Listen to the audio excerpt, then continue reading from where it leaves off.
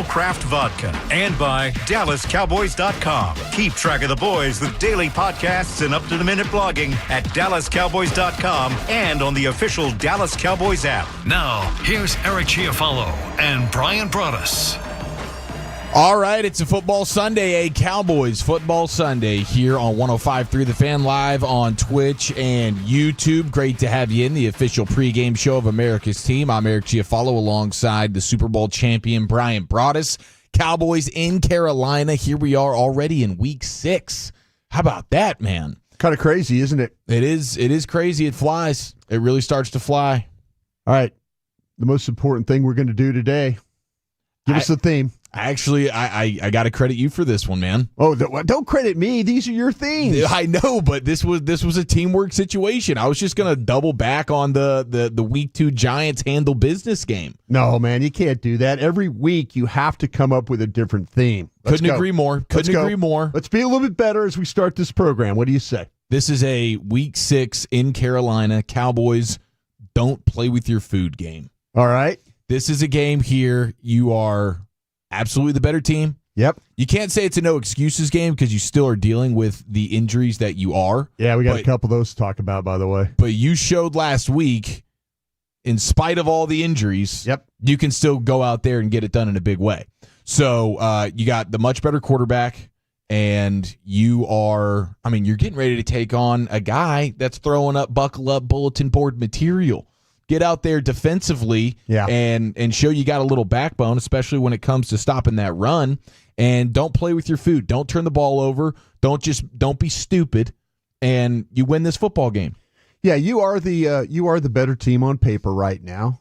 You are dealing with injuries, and we'll get into Tyler Smith and where his situation is. But you've got the better quarterback you mentioned. We'll see what happens. I think you got the better coach too. Yeah, I think that I think you're absolutely you're very well coached in this. You're very well coached here, and so to me, that's where I feel like that Dallas has a lot of advantages, and that one being one of the most important ones. Carolina has played well at home. Their 2 wins have been at home. They've beaten the Falcons and they beat the Dolphins, but you're absolutely right. When we had this discussion, don't play with your food in this game. You are the better football team. Go there, take care of business, try and get out of this game as healthy as you can, and make sure you have the victory, getting back on the plane and get ready for the Commanders next week in a very important divisional game as well. Absolutely. Don't let this be a look-ahead situation. Yeah. Don't let this be a look-ahead situation because you got to – if you have playoff aspirations and the Eagles just gave you all the opportunity, this division feels like it's absolutely for the taking. It is for the taking now. And so this is one of those games that you cannot look back on. You already fumble farted versus the Bears a little bit, and that's one that you're kind of kicking yourself on. Oh no, yeah, you don't want to have something very similar happen where all of a sudden a young quarterback starts to feel good about throwing the football, and oh, by the way, here's the rookie wide receiver. We're not going to cover him today, and oh, wait a minute, our former running back is just chunk runs for 5-10 yards a shot like they did against the Dolphins last week. When they were down 17-0, Dolphins had to put that game away, and they couldn't. You get Carolina down 17-0, you need to find a way to put this game away. Don't let them hang around and feel like that they can move the ball offensively. Yeah, 100%. Rico Dowdle, he's coming in with a vengeance. No Chuba Hubbard. They got a couple issues on their offensive line as well. The Panthers do, but they're definitely going to test your run defense that has seen some slippage. And I think offensively, you saw what Darren Waller was able to do for the Dolphins at tight end last week. This should be, shout out to our guy, weekly guest in the G-Bag Nation, Thursdays at 5:20. Jake Ferguson should have some opportunities. He should have some opportunities. They've done a really poor job of dealing with tight ends, and they play a lot of they play a lot of zone coverage. They play a lot of cover 3. So when you play cover 3, that means the secondary is taking thirds of the field. So, when you take halves, it makes it a little bit more of a challenge. But now we should see some of the seam routes and things like that. We've seen Jake Ferguson last week, down there, the screen pass very well set up. Great run by Williams to get the first down. And then Shotty dials up the screen and pass to Ferguson. And he's able to carry that ball in, and then we have a little hide play where he's along the line of scrimmage and just kind of works right to left and makes the play. So, yeah, a little bit more of that action if Carolina is not going to cover the tight end, so clearly take advantage of that. Yeah, last week you had Ryan Flournoy step up in a big way. He is going to be the subject of today's player profile alongside the three-time Hall of Famer Chris Arnold. That'll be coming up here in a few minutes. Inside the Star with our Cowboys insider Bobby Belt. We'll have a nice 10, 15-minute conversation with the voice of the Cowboys, Brad Sham. And then Behind Enemy Lines with Carolina Panthers sideline reporter Kristen Baloney. So we'll get the scoop on what's going down on the Panther side of things. But we're absolutely loaded. Great to have you in 877-881-1053. So I want to start with the Cowboys offense here. Yeah. Because you mentioned all the reasons for Jake Ferguson. Mm-hmm. Flournoy, I'm looking forward to seeing how he can maybe stack some games here, show some consistency. 2 for 2 so far. Yeah. I mean, he's definitely been a bright spot, and that's one of the cool things when you have some guys go down, seeing who can step up. And the Cowboys have had a bunch of dudes, especially offensively, step up. I mean, how blessed have we been, Broadus, to have guys like T.J. Bass and Brock Hoffman, and then also Nate Thomas. Like, that is pretty unheard of to have 8 or 9 guys on your offensive line that you can lean on, and then of course guys like Ryan Flournoy as well. So, and then Dak Prescott, he of course is playing some of the best ball of his career right now, and I feel like the Panthers, they're just kind of line up and play. They're blitzing less than you are. They want to run all the zone, cover 3. Dak just dominates cover 3. Yeah, you're absolutely right about that. And to me, that you talk about all the depth at the Cowboys. That's something that they really, really take a lot of pride in, and that's where I feel like though that they finally have found the combination where these players that we felt like were nice depth pieces are actually getting developed and coached. Coaching matters. Coaching does matter. Coaching matters. You say, hey, what's been the most important thing? Yeah, Dak's played great, but why's Dak played great? They've got some backup receivers that go out there and play well, catch the football for them. They've got some backup offensive linemen that have stepped up, and against some challenging fronts with some defensive tackles that they've had to deal with, they've been able to handle that. Some edge rushers handle that.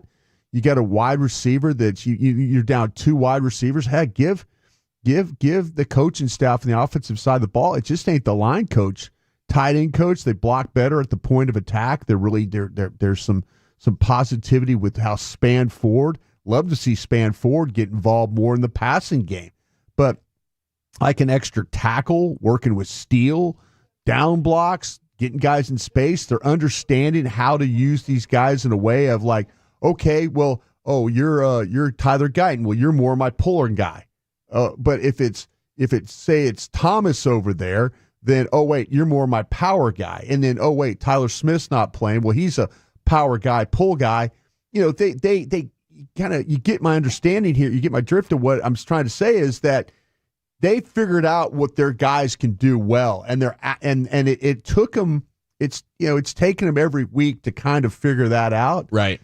But they have, and that makes a difference. And I'll ask you this question, and this is not a question to try and be mean spirited or anything like that. But what are the offensive coaches figuring out that the defensive coaches aren't? Mm. That's not a mean spirited question. It's like, it feels like to me that, and last week against the Jets, I think it was a little bit more of defensive coaches kind of figuring some things out. Agreed. It was a lot more flexible than it was the previous 4 weeks of the season. And when you say that, are you thinking about the pass rush and the way they approach that with the stunts? The stunts, the thing, it's like they looked at the Jets and said, well, they've got young tackles and they don't play well when you put them inside, or they're going to man these stunts. And when they man stunts, then you're going to have to pick guys off. You could get guys free that way. It just appears to me that the offensive coaches have figured out their side of the ball faster than what the defensive side of the ball has. Agreed. And I think that's And hey, listen, I'm going to say, I think that Flus and them, the more they can kind of keep it going, the more that they will figure it out. But this offensive staff has clearly got this thing figured out on that side over there. To be able to be as down as many players as they are, and still function as one of the better offensive attacks, and a lot of it has to do with the quarterback. Play caller's been great. Running back has been, you start to talk about MVP of a team. That running back right there, man. That guy gets your attention the way he plays. Yeah, if we were doing offensive awards, I would go Dak is the MVP for obvious reasons. Yeah. For the Cowboys, if you're just looking at team awards, and then offensive player of the year right now, of course, is Javonte Williams. Yeah, he's been awesome. Yeah. Now, and when you start talking about the coaching staff and how they're doing things offensively, I just think it's in their DNA. Guys like Clayton Adams, he's not just like, all right, this is like the couple of things that I do, and you got to get me guys who can do just this, and if you do that, we can be successful. I think that's kind of Eberflus. Eberflus is like, man, I play a certain style defensively, and if you're going to give me really good players, we can figure it out. And on the offensive side of the ball, they're just going, hey, it's week to week. Depending on the ingredients that you give me, depending on who the opponent is and what they do well, I can put a plan together for that. And that's something that we were super excited about when they brought in Clayton Adams, and credit to Bryan Schottenheimer for, putting the emphasis on making sure, hey, we'll give you the OC, the title, and we'll get you out of Arizona because I want you, I need you, Connor Riley on the offensive line. Like, those guys are week to week. What are we working with and who are we going up against? Let's put the best plan together. And that's just who they are. And that's something that is tough to find. And I think that's really when you're getting down to what separates coaches, that's what does it right there. And you see a lot of stubborn coaches, hey, I do what I do. These coaches are saying, hey, let me see what I got to work with, and then we'll put a plan together. Well, it's just so clear by the way that the offense is moving the football. And I was encouraged by some of the things that the defense did do last week, though. The pass rush part of it. Now, I wasn't encouraged by the way they played run defense. I know, it was like, hey. I mean, and today I'm going to be really keeping a keen eye on what Carolina's going to try and do in this game. I think their best path is not put the ball in the hands of their quarterback, but say, listen, let's try and let's see if we can make Dallas have to play run defense today. Absolutely. And if Dallas doesn't play run defense, this could very well turn into take 7 minutes off the clock. Just keep getting 4 or 5 yards a shot. And hope you play really good red zone defense or, make them kick field goals. But it's going to be on Dallas's offense, too, to be able to make them, to keep Carolina. If all of a sudden Dallas, say it's 3-0, then it's 7-3, then it's 7-6, then it's, 14-6, that kind of thing. Dallas can play offensive style of football to make Carolina not have to run the football. Yes. They could say, okay, you're going to have to chase points, and if that's the case, then that's going to put your quarterback in harm's way throwing the ball today. Do you feel like running the football, like just looking at the Carolina Panthers, it seems like they got some beef in the middle of the defensive line. Yeah, it wasn't great. Yeah, I mean, you're talking about on defense. Yeah, I mean, looking at the Panthers defensive line. Yeah, I might be trying to get the ball to the edge. Yeah, Ashawn. No, it's clear. They're going to play their front in a way that we call, it's almost like they call it a double eagle, where you cover the center and you cover the two guards. You almost like what the old Buddy Ryan way back, the old Chicago Bears, the 46 defense with the 4 down linemen. So what you do is when you play with that many guys inside, then it turns into down block, and traps is what you do. Or you let guys get up the field and you trap that guy, and then. But yeah, where teams have had success running the ball against Carolina has been on the edge, because what happens is they're going to play where, like, J.C. Horn is going to play into the boundary, and J.C. Horn is not the most effective when it comes to coming up and making tackles. He'll try, but you could run the ball into the boundary. A lot of teams won't do it because you won't run it into the short side of the field. But with how narrow the hashes are in the NFL, it gives you a little bit better chance of running the ball into the boundary than it does, say, in college football, where the hashes are a little wider. Thinking about Jaden Blue today, Broadus. Thinking about Jaden Blue a little bit. I would like to see Jaden Blue with some outside opportunities. I'd like to see Jaden Blue maybe catch a screen or two. Maybe you put him in there and you have him check as a back and then kind of sneak out and then throw him the ball and get him in space. Maybe you do it to the side. Maybe you do it to the side. We were talking about with J.C. Horn, run guys off. We saw last week with the screen on the tight end screen, it was the tackles that got out. That was so beautiful. Yeah, usually you take the three guys to the side of the where you're throwing the screen, but I with as much zone coverage as that Carolina plays, that would be it might be a little bit more difficult to do it, but I think anything in the flat to him would be really, really good today. All right, we're under 2 hours and 45 minutes to kick off. Cowboys in Carolina to take on the Panthers. We're just getting started here this morning. Bobby Belt, Inside the Star, coming up here in just a little bit. But let's hear from the stud from last week, Ryan Flournoy. He is the subject of today's player profile. That's next right here on The Fan. Cowboys fan.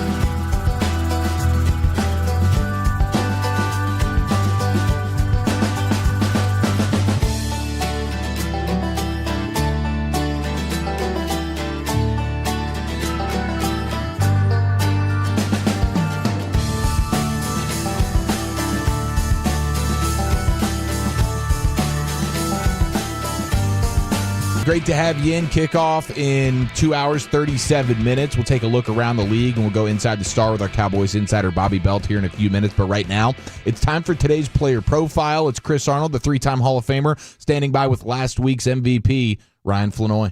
Ryan Flournoy, how you doing, buddy? I'm great. How are you? You showed people some things that you could do around here.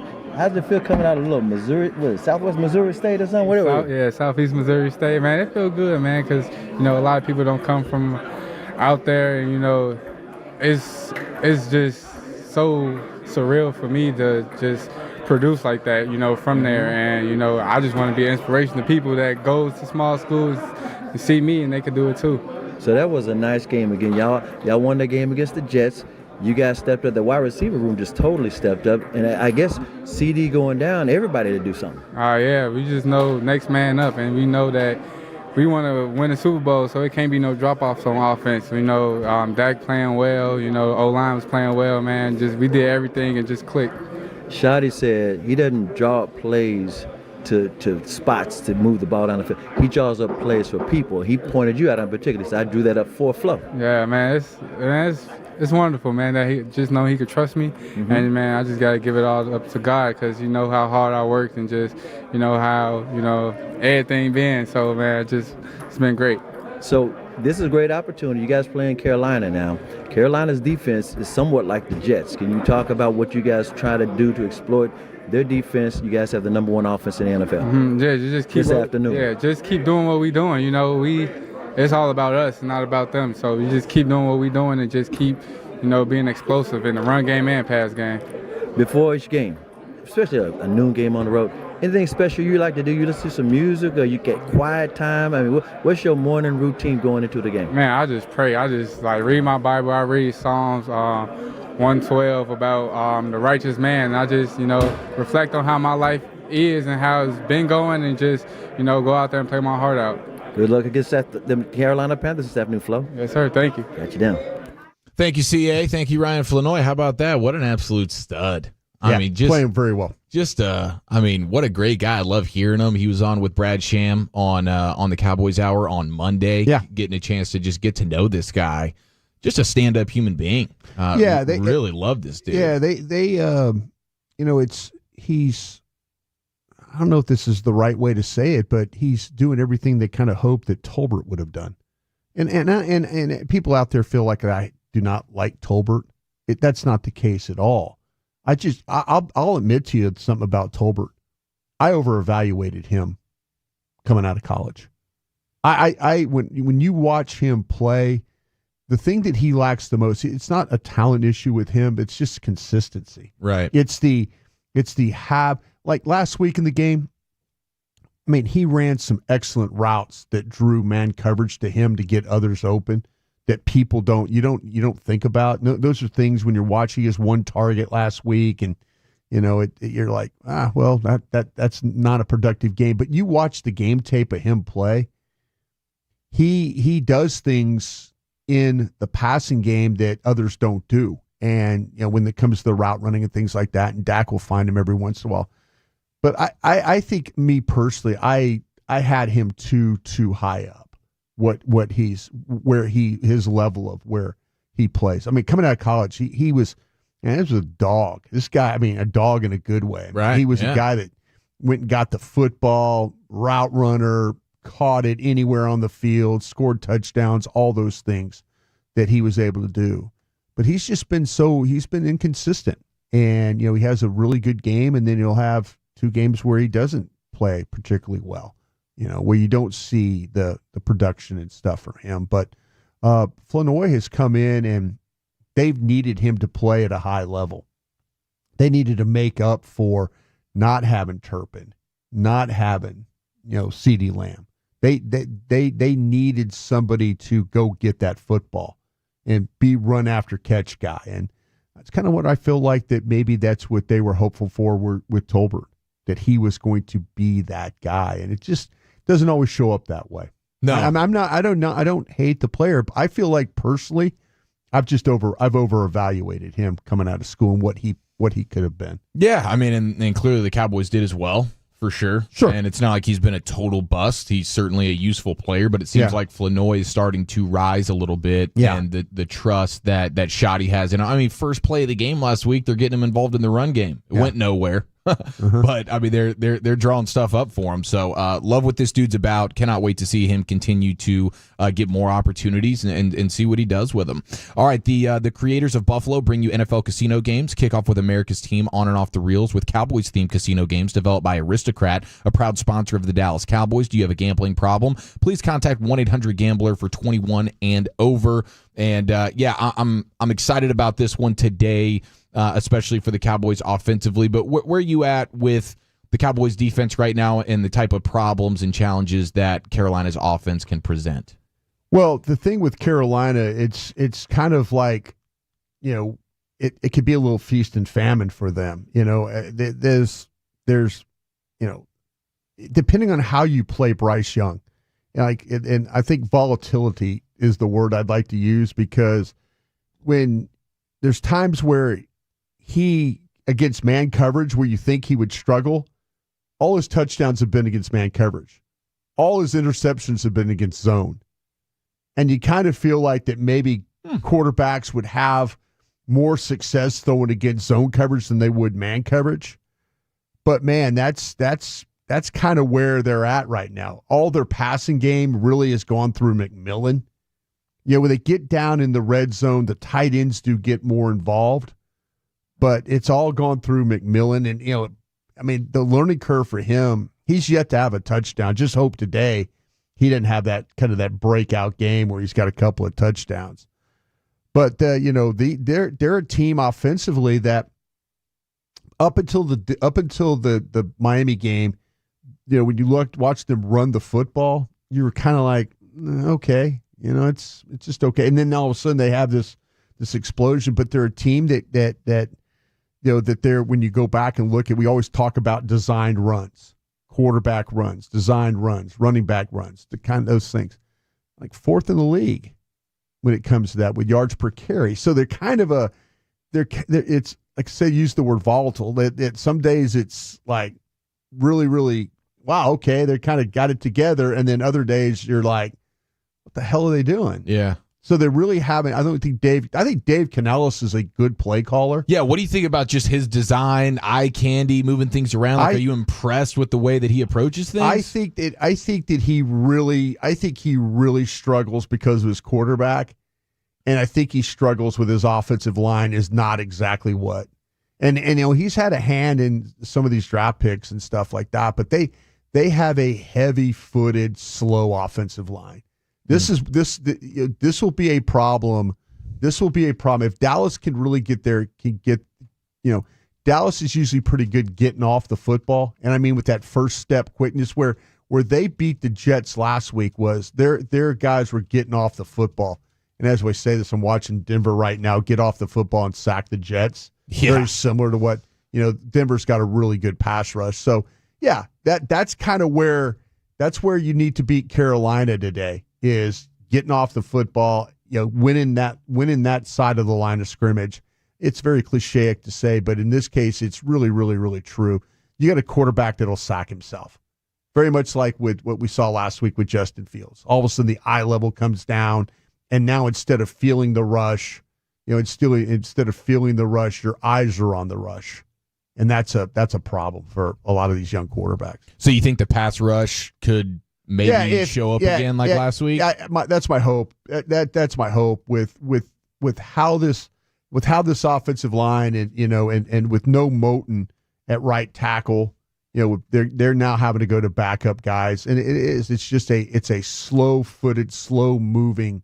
They're going to try and mash on Dallas today in this running game. I really do believe that. Yeah, they should. They absolutely should. The Cowboys' run defense has shown some slippage. Honestly, one of the things that I think is a no-brainer, I know they've been trying to get Mozzie Smith out there a little bit. Yeah. And he hasn't been it's not like he's the reason why this run defense, but he struggled last week. You're not, Osa and Kenny Clark have to play plenty better. Solomon Thomas. Oh, no, they all. But Jay Toia? Yeah. I think today's the day we need JT back on the field. Yeah, I think Jay Toia would be a really, really good option because you're going to make these make Cade and Lewis and those guys, the center, the guards, make them have to work against a guy with some power and try and get some push on him.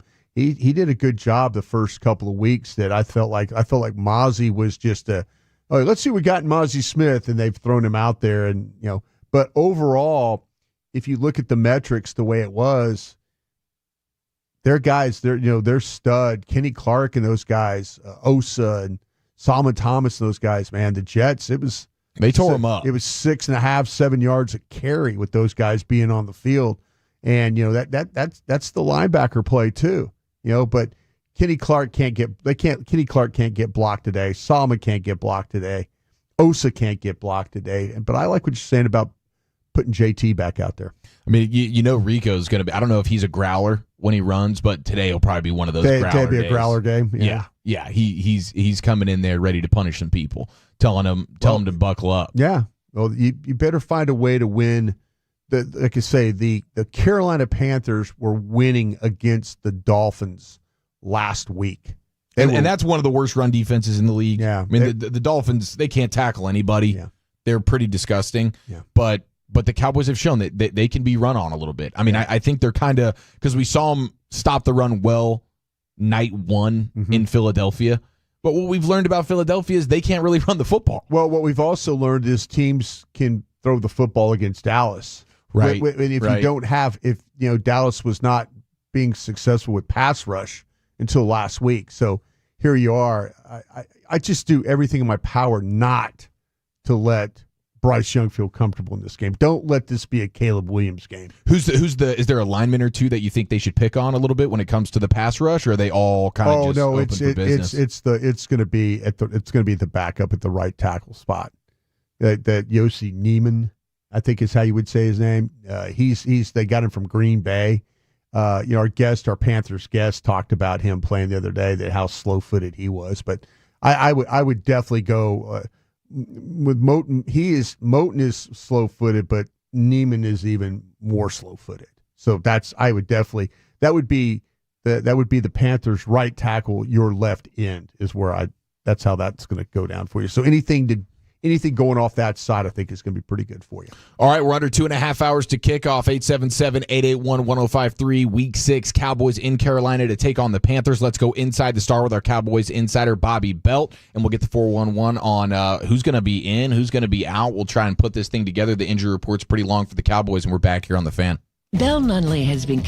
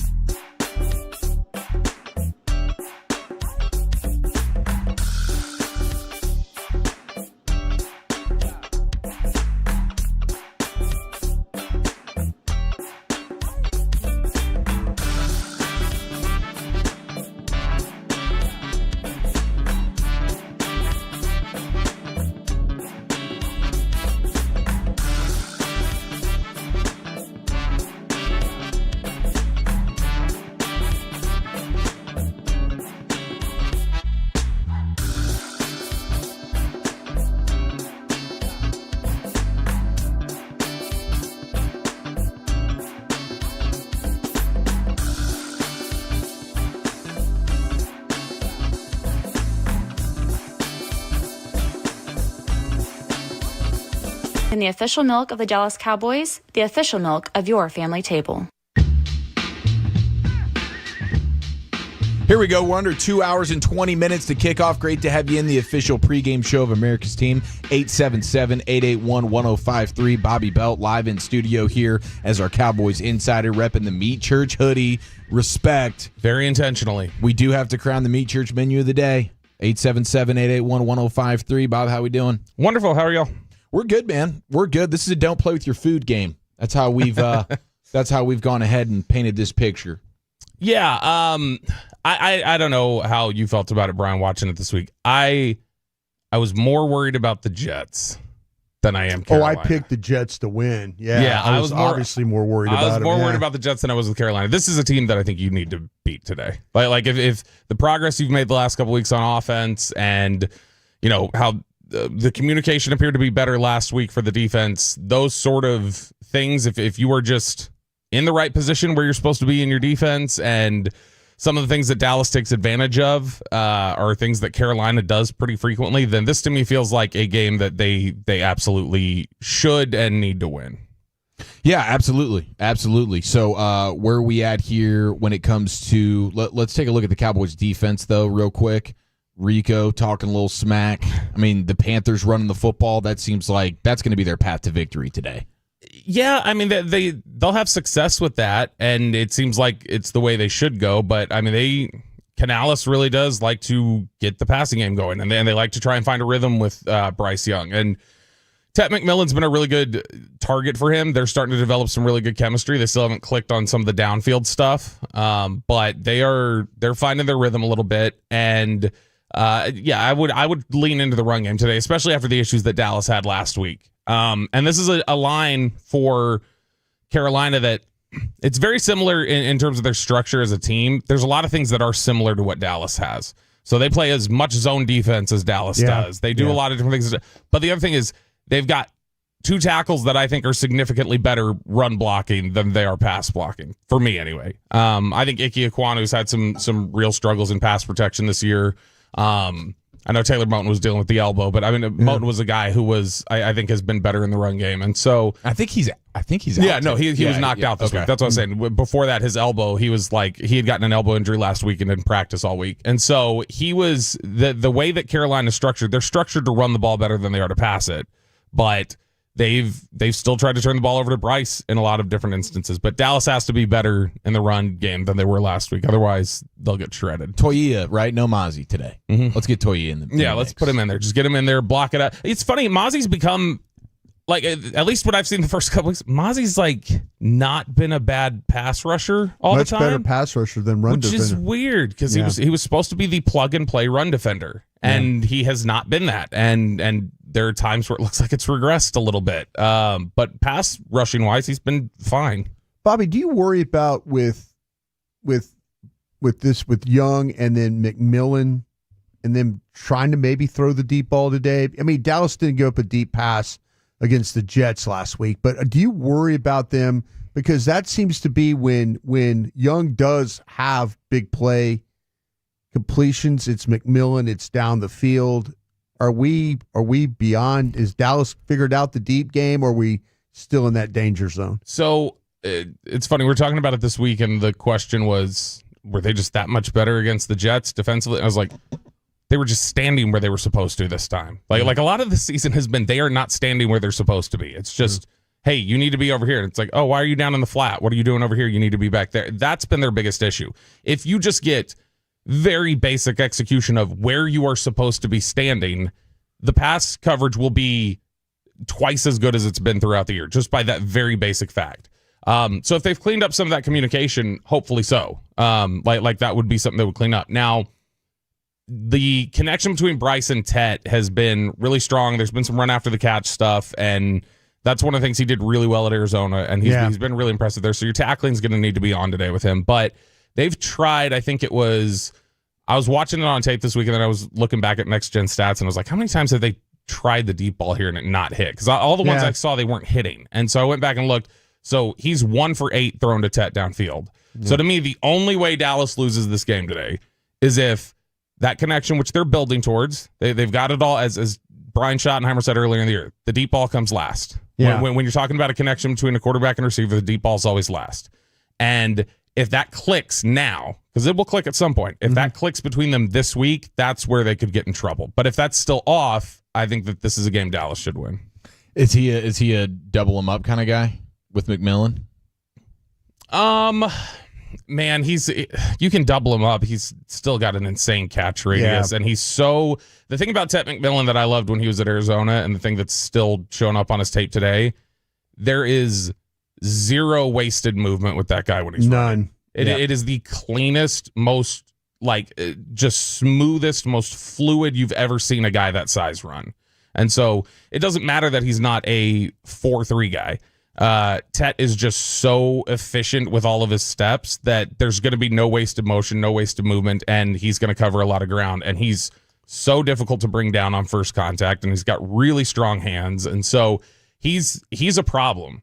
And that's why he's become kind of a security blanket for Bryce. But it's something that you need to make sure that deep ball doesn't find its connection today. Yeah, if you just go back, and I was just, to your point, I was looking at Next Gen stats about this, and they're talking about 10 yards, air yards, that kind of thing. Yeah. With McMillan, he's 11 of 23, right at about 48%, 238 yards. They do have an interception. All the other receivers, he's 9 of 34. Yeah, and that's the 10-plus area. Yeah. So that's the thing. You got to think 10-plus to 20-plus, because 20-plus, he's 1 for 8. Yeah. Which means that they are super efficient between 10 to 20. Yeah. Because that means that they would be, 10 for 14 or whatever it is, whatever the number was there. And so they've really found a really strong connection there. To me, Bryce has, and I was a big fan of Bryce, and I still actively cheer for Bryce. Like he's a quarterback that I really respect how hard he works, and I like the way that he goes about his business and everything else. It looked last year heading into the Carolina game, I saw a better quarterback than the one I saw on tape this year. Like, it looks like a little bit of regression to me. It looks like there's some of the stuff that was haunting him in the first part of 2024, where he's having some issues in the middle of the field. He's having some issues with some of the zone concepts, and it's just he's not. When you pressure him, we talked about Jordan Love, how if you pressure Jordan Love, he's a completely different quarterback. Bryce is that way. You get pressure on Bryce, and there are problems for him. Yeah. I mean, I was looking at some of those numbers as well. If they can pressure him today, that would be absolutely fantastic. When Young is pressured, he's completed 47% of his passes, 25th in the league, 5 yards per attempt. That's 24th. But what's interesting, too, is when you look at the type of throws, if you throw the ball in under 2.5 seconds, the NFL considers that a quick throw. If it's over 4 seconds, I don't remember how they term extended or something like that. 2.5 to 4 second throws are called in rhythm. So it's supposed to be, when you think about it, in rhythm, that's supposed to be comfortable, confident. You're running the play as it's designed. And this year, Bryce Young, I believe every single one of his interceptions has been in rhythm. And he's been a guy who is one of the lowest rated passers. Like I said, it's almost, there's something mentally, I think, with him that's just not quite as sharp as it was last year, in terms of there's a confidence issue or something where there's a lot of different instances of, Dallas plays a bunch of cover 2, cover 3. Yeah. That he's one of the worst quarterbacks in the NFL this year against cover 2 and cover 3. He's just having some issues with basic concepts that he was slicing up a little more frequently last year. Bobby, flip that on the other side, though. Your quarterback has handled pressure and does it quite well. Carolina is near the bottom of the league when it comes to pressure. Yeah, they're themselves. Dallas-like pressure. And they don't blitz at all. Yeah, no, again, like I said, there's some very similar things about Dallas and Carolina structurally. Yeah, how do you see this one playing out, though, for the Cowboys offensively, though? Are they get the ball the edge in the running game, or do you really? Schotty's did a pretty good job last week against the Jets with the balance. Yeah. And he always said, still the cliche, we got to run, and we got to 50-50 this thing. But really, last week, he was a 50-50 run-pass guy. Yeah, they've found – I think they're finding a nice balance. I think Schotty's finally kind of settling into a groove of, what this should look like. And they run the ball as efficiently as they do, and then you look at last week, and Dak had every single touchdown pass was on play action. All of them, all 4. And he's been one of the better play action passers in the NFL. The interesting thing about Dallas that you're trying to figure out right now is when they get guys back – is there another level they can tap into, or are guys just stepping up and filling roles? Is this is the offense and guys are stepping up and playing big? Or is it, no, this can be better. This has an even bigger level, which is a scary level of efficiency when you consider 3 out of their last, 4 games, they've scored 37 points at the end of the fourth quarter. Mm-hmm. So they've been an incredibly efficient offense. I don't see any reason that they would have a lot of struggles against Carolina today. It doesn't seem like a defense to me that's going to press them a lot in terms of just trying to stress what they want to do. Now, they've got some guys on the interior that are good players. A'Shawn Robinson's good. Derek Brown's good. Derek Brown it really starts and ends with Derek Brown for them as a defense. But I mean, I've liked a little bit of what Trayvon Merrick gave him in the back end. Me too. They move him around all over. Yeah, and he's a player. That's one of my biggest draft heartbreaks. Yeah, that sitting there with Merrick staring him in the face. I can't remember if they took Kelvin Joseph a pick before that or he got taken a pick before them. I think Merrick got picked right before they took Kelvin Joseph. Yeah, we all liked him quite a bit. And that's the thing is that he is, when you talk about what Eberflus likes to do about kind of interchangeable safety responsibilities and stuff, that's him. Merrick is a guy who he can cover. He's not afraid to come up, play run support. That's a real chess piece that he's had kind of a resurgence in Carolina. And so I think that he can cause problems for them today. He can do some things to wreck things that Dallas wants to do, but at the end of the day, I don't think this secondary for them is very good at the corner spots. And I think Dallas can take advantage of some things if they block it up. Yeah, we were talking about the way they gave it up to Darren Waller last week. Like Jake Ferguson should have some good opportunities. Do you imagine George Pickens gets fed a little bit more in this game as opposed to last week? Because last week they had Sauce. That was probably a pretty good matchup from a Jets standpoint. But who's the focal point of the passing game today? Yeah, I mean, it really has felt like, Shotty talked about it this week, Dak is doing a really good job of just going through his progressions and doing what he needs to do. And so sometimes there's stuff that's drawn up for him. The first catch and run that Flo had last week, where he caught the ball, he kind of shook the tackle, and then he turned up. Shotty talked about it this week that he's like, that for instance, that's a play designed to get Flournoy the ball. Like he's supposed to get it. And he said he likes to call plays for players as opposed to call plays for field position, like where they're at in the field. So that's a big thing for him, is to draw things up for guys. But I think that, yeah, every now and then they're going to just try and be in rhythm. And every now and then Shotty or Dak may just say, let's take a shot to George here. Call me something for George here. Like they will do that occasionally. But I think that today the focus is just going to be, where's the matchup? Where can we get the right matchup? And Ferguson would be a great one for them to kind of click with, because that seam throw to the tight end has been one of probably Dak's 2 or 3 favorite throws over the course of his career. And Bryan, I can't remember. Have they hit a seam throw to a tight end this year? Man, I'll tell you what, it seems like they've been close, and it seems like I think all of them have missed. Yeah, I don't think there's been one. And that's always been a throw that Dak's been really strong. It's been a touchdown throw for them. So there's something, in fact, I need to ask Shotty about that next week probably, just the idea of why have there been issues connecting on a throw that's been so muscle memory for Dak, and whether it's been Jake Ferguson or Luke Schoonmaker or whoever it's been over the course of his career, he's always hit that throw. And this year, they're off. Dak's touch is off. The tight end doesn't seem to be in the right position. There have been a couple instances where it's like, ooh, you kind of hung your tight end out to dry there and got him, crushed. And so it's been something where they haven't been able to click on that. And if they could, that's probably another level of this offense that could open up. So where are we at with the injuries right now? We know Lamb and Booker going to be out today. Turpin's going to be out today. Sanborn's going to be out. Can we expect Lamb, Booker perhaps back next week for the Commanders game? Where are we at with Tyler Smith? Turpin will be back next week. He shut that down early on in the process this week. He went ahead and told reporters. It's the old Amari Cooper move, where like you would hear something in a press conference where they're trying to play it a little casual, and then you just go in the locker room and go, Amari, you playing this week? And I go, Or he'll go, yeah. He'll just tell you. That's where Kavontae Turpin's at right now.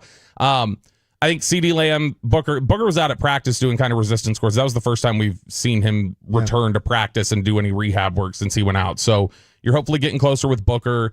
They've been talking about some of these guys that they've had longer term issues with, BB and who's the other one that I'm blanking on that's supposed to be coming back off of IR? It's Overshown. Yeah. You've got Overshown, you've got BB. Those guys are you're hopefully going to get back on track here relatively soon. So it doesn't feel like it doesn't feel like we've got a Deron Bland situation anywhere in terms of last year, Deron Bland, where it's like there was a timetable for him to come back and then it got further along. Or Ravel when we were in training camp, where it was like he was supposed to be back by a certain point and then it was kind of step back.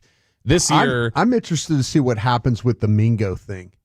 Yeah. Now The fact that he's practicing and all that, and they're keeping him on this. Well, and he's out, right? He's out today, so he's no. Out. But I'm interested going forward. How long will it take? How long are they? And I said the word. I even asked somebody about like, are you guys slow playing? They go, no, I wouldn't call it slow playing, but some of these guys, they have to be strategic at how they bring guys back. Well, right? I mean, when you bring the fact that Flournoy had the game that he did last week, right?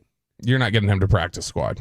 No. There's two, and their routine. You probably weren't before that anyway. Yeah. But you've got roster decisions now because when Mingo's back and active, you are going to have to. You got to make a move. Yeah. Do we want to carry 6 receivers? Do we want to cut somebody, or are we going to have to say, let's pick up a phone, see if somebody wants to talk about Jalen Tolbert or something along those lines? Or, I mean, they could talk about Mingo as well. I think they want to see a little bit more of Mingo. Tolbert's the one guy in that receiver group who it's like you feel like you kind of know what he is.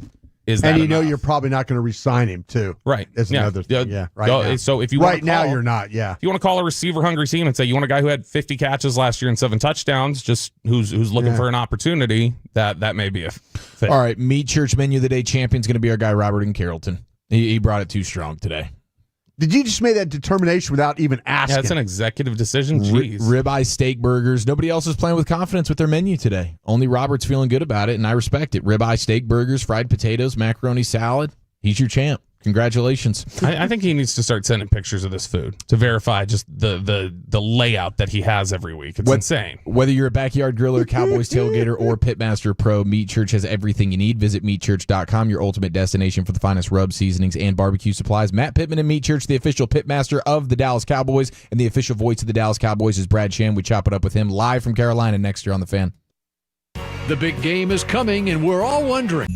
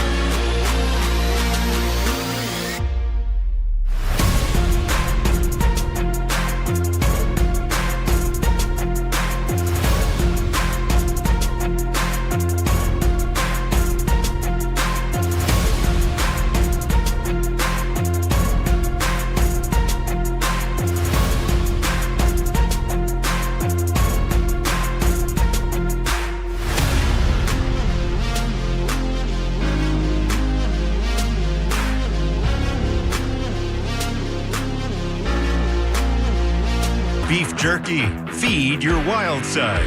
Volleman's Dairy, the official milk of the Dallas Cowboys. Tyson Foods, get your Tyson Cowboys Star Nuggets available now.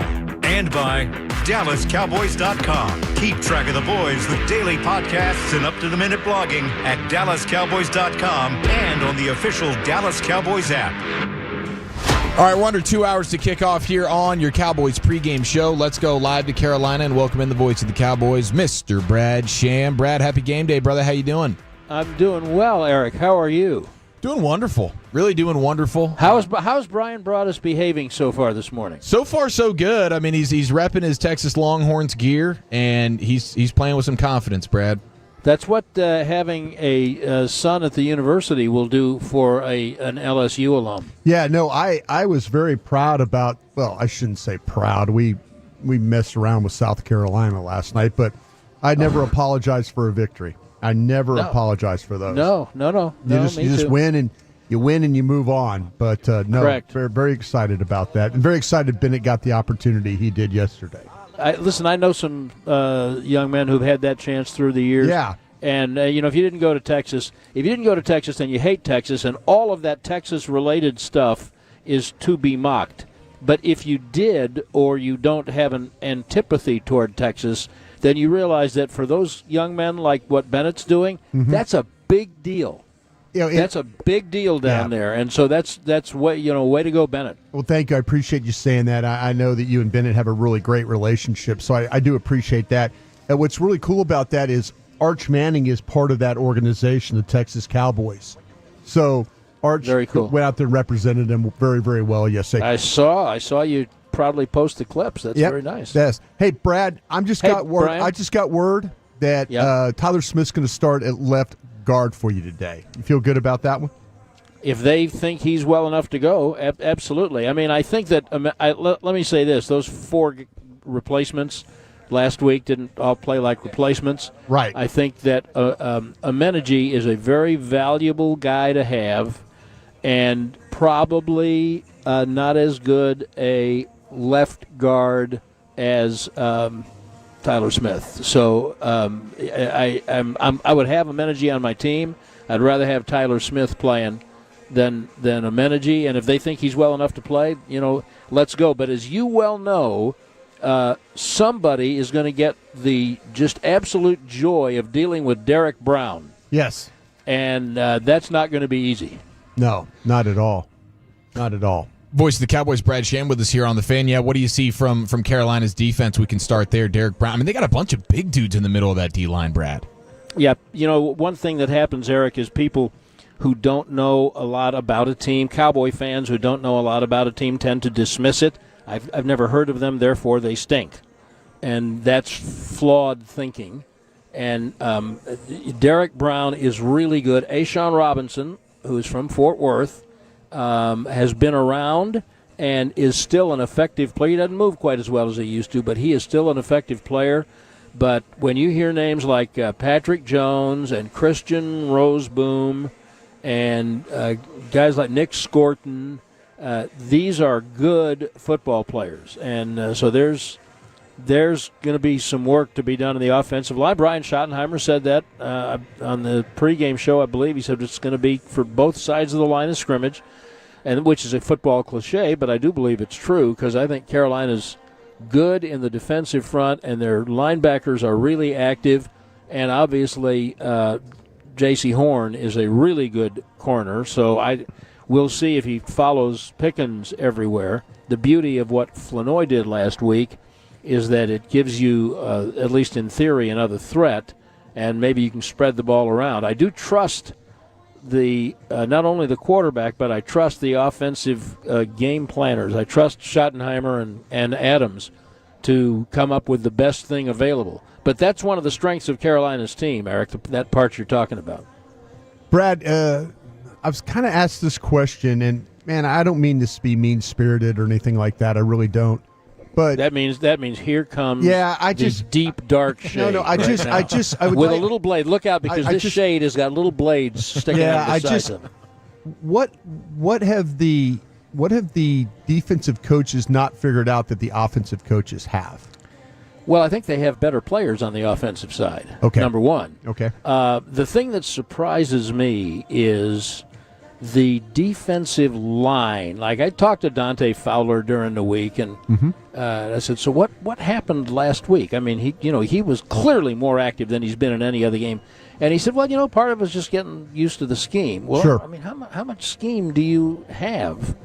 I mean, there's some. I don't mean to dismiss it, but I don't think you got to worry about the things that the back seven have to deal with, and the coverages are.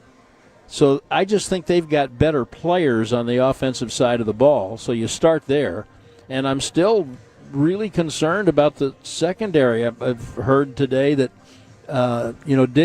Diggs will play, but he did not have a good week of practice, and his legs are bothering him, knee, hamstring, and so they don't have a lot there. Elam, obviously, they said he's our third best if Diggs and Bland can play. Bland also, missed a little practice time this week, and that Carolina in their win last week, and Brian, you know this because you looked at the tape. They had big catches from guys who have made very few contributions earlier in the year. They got a guy named Bryson Tremaine from Stanford who had a huge catch. And a rookie from Colorado, Jimmy Horn, who's really fast, small and really fast. And then Xavier Legette has had some leg injuries, but he's a great, big, physical receiver. And they're bringing Jalen Coker back from injured reserve. So they've got some weapons. And I don't think the Cowboys, how I just said I trust the Cowboys quarterback and the offensive staff to come up with a plan. I don't really have that trust in the secondary, and it's not because of anything that Matt Eberflus or the secondary coaches are doing.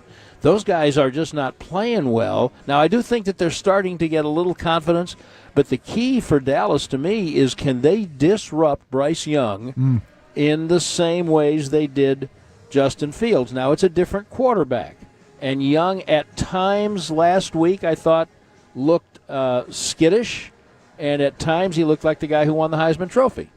And so the key to me for the Cowboys is they have got to find the same disruption in the front that they got last week against the Jets. And if they can get that disruption, they don't have to sack him 5 times. Just make him uncertain and make him make decisions on the move that he doesn't want to make. And if they can do that, then it's amazing that those cornerbacks are going to look better. Brad, do you feel like, though, that if Carolina's watching your tape after the Jets last week, that they're more worried about your pass rush, or they feel like that they can maybe attack your run defense? Well, and with the game that Rico Dowdle had last week, you would certainly say, let's see. And don't forget Trevor Etienne. Right. So, I think that they want to run the ball. I think absolutely they want to see what looks was Dallas in when Breece Hall went berserk in the second half. What was going on?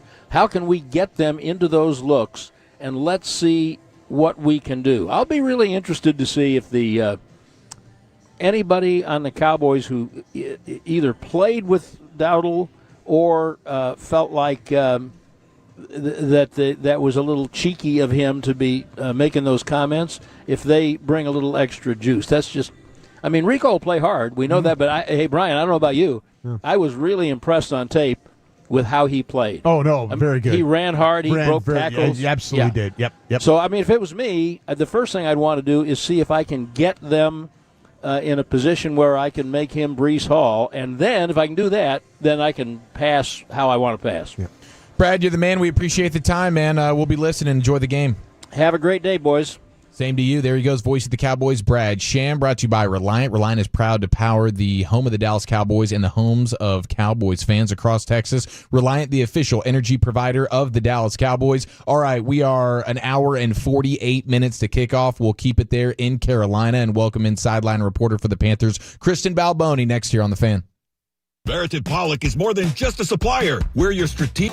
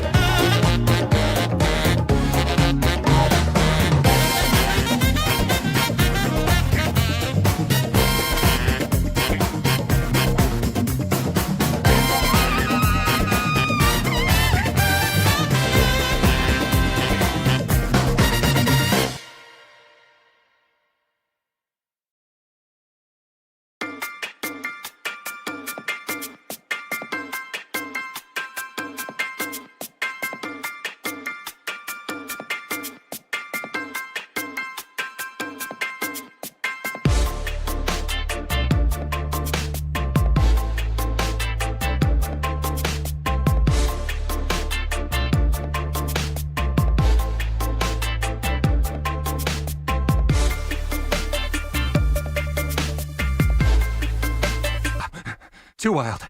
Jack Links, feed your wild side. Always feed your wild side responsibly. Be safe. We're saying this because we love you. Under an hour and 45 minutes to kick off. Let's go live to Carolina, Bank of America Stadium, and welcome in Panther sideline reporter Kristen Baloney here on The Fan. Kristen, happy game day. Thanks for the time. How you doing? Gentlemen, thanks for having me. I'm doing great. The weather is nice and cool. You know, we're in the outdoor stadium, of course, so I've always got to have, 2 jackets. I got a hat in case it rains. I'm prepared, I think, for this game today. Is it okay? So you're saying it's nice. I was hearing about maybe some wind or some rain or anything like that, but maybe not the case. Well, look, as a sideline reporter, I prefer this to 90 degrees. Of course, I prefer the indoor temperatures that you guys get every week. But yeah, we could see some rain, we could see some wind. So as long as I've got all of my gear, I should be good to go. So you don't like those early season games in Tampa, then, right? Oh, that kind of makes you. Yeah, we just sweat sticking to you everywhere. Yeah, no, thank you. We have a relationship with the official station of the Texas Rangers baseball team, and we've interviewed many dugout reporters that have just struggled through all that. But it looked like, speaking of, not struggle last week running the football for your Carolina Panthers. Where did that all come from? Well, you guys know where it came from. It came from Dallas and Rico Dowdle. There you go. It was really interesting with Chuba Hubbard, of course, being the premier back here. They signed him to that big extension this offseason. Rico Dowdle here on the 1-year deal. But I tell you what a great thing for this team to see the backup. We've seen him in about 30% of the snaps while Chuba was healthy. To see him have this big game, he was breaking off runs right and left, as you guys know when you watch the tape back. And it was just really a career game for him. Yeah, no question. What has been what's been the story of the season so far with these Panthers? We're now walking into week 6 here. What is it about this team? It seems like they've had some big games. That Falcons game stands out. Like, what went right in that game? I think everything went right. The special teams, you don't talk a lot about special teams, right, as being a big thing, but they were just getting the ball in such great field position. The returners looked good. Our kicker looked great, and they just put them, they're like at the 30 every time that the offense came on the field, and the defense to be able to shut out another team. It was the first shutout of the season, for the NFL, and the first time the Panthers had done it since 2020. So it just felt like being here on the sidelines that everything went right. And then, of course, as you guys know, they start to feed off of it on the sidelines. Things start to become possible where before that game they had started 0-2 on the season. Then as we saw last week, they were down 17-0 against the Dolphins and were able to mount this comeback.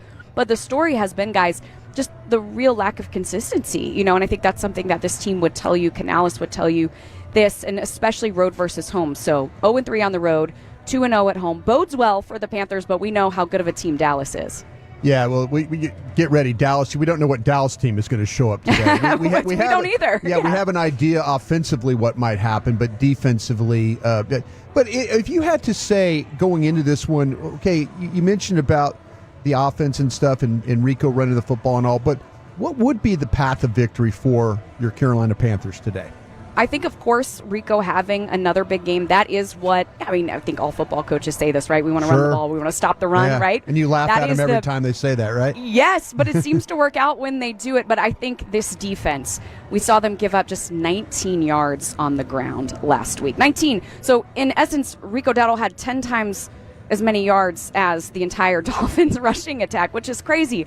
Do I think we're going to see another game like that? It would be great for Panthers fans, but certainly doubt it. That's just kind of a once-a-season type of performance. But I think this defense, this team really depends on this defense, and as they go, the rest of this team goes.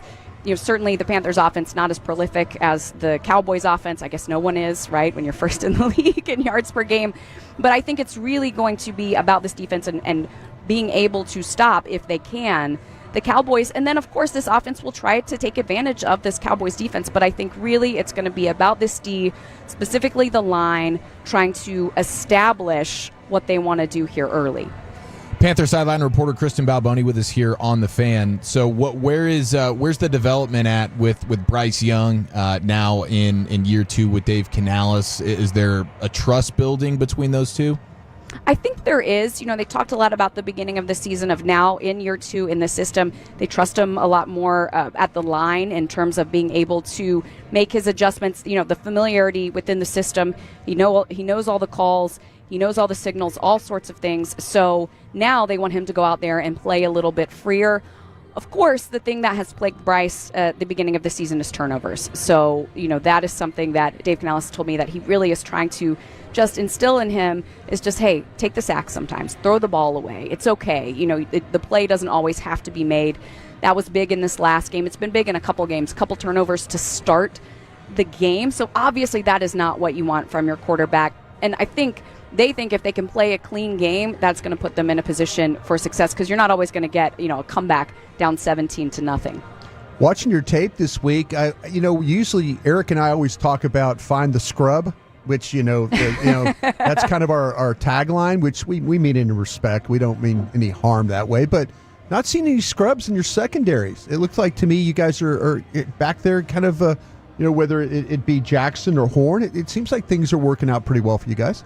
The secondary is definitely a point of strength, and that's something that this team is very proud of. They also locked in J.C. Horn into this big contract in the offseason along with Chuba Hubbard, these guys that they drafted. Very proud of that. Mike Jackson kind of came out of nowhere a couple of years ago. Mm-hmm. He came in at the last minute. Now, one thing to watch out for, and I guess we'll know here very shortly in about 10 minutes, is that he's questionable. Now, he did practice all week long, but he's got a rib thing. So we'll see kind of if that comes into effect.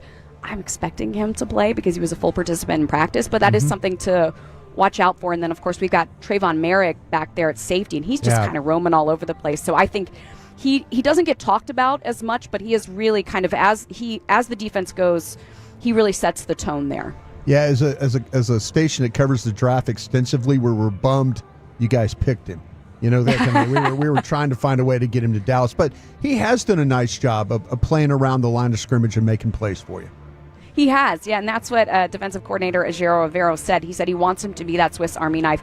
And the big thing of trying to find that complementary safety with him is that who's going to kind of hold down everything while he gets to roam and do what he wants to do. So that is kind of what they're working towards. And it's certainly a lot easier when your D-line can hold a team like Miami to just a few yards on the ground. It looks like is Jalen Coker the wide receiver? Is he gonna make an appearance today? He is not. So they ruled him out at the last minute.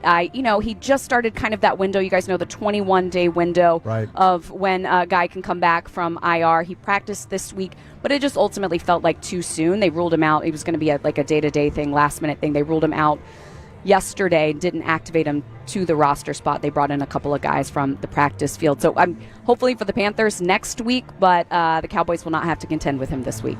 And how about the rookie wide receiver, Tet McMillan? Yeah. I know he hasn't found pay dirt just yet. Hopefully he doesn't today either, but he's been Bryce Young's favorite target.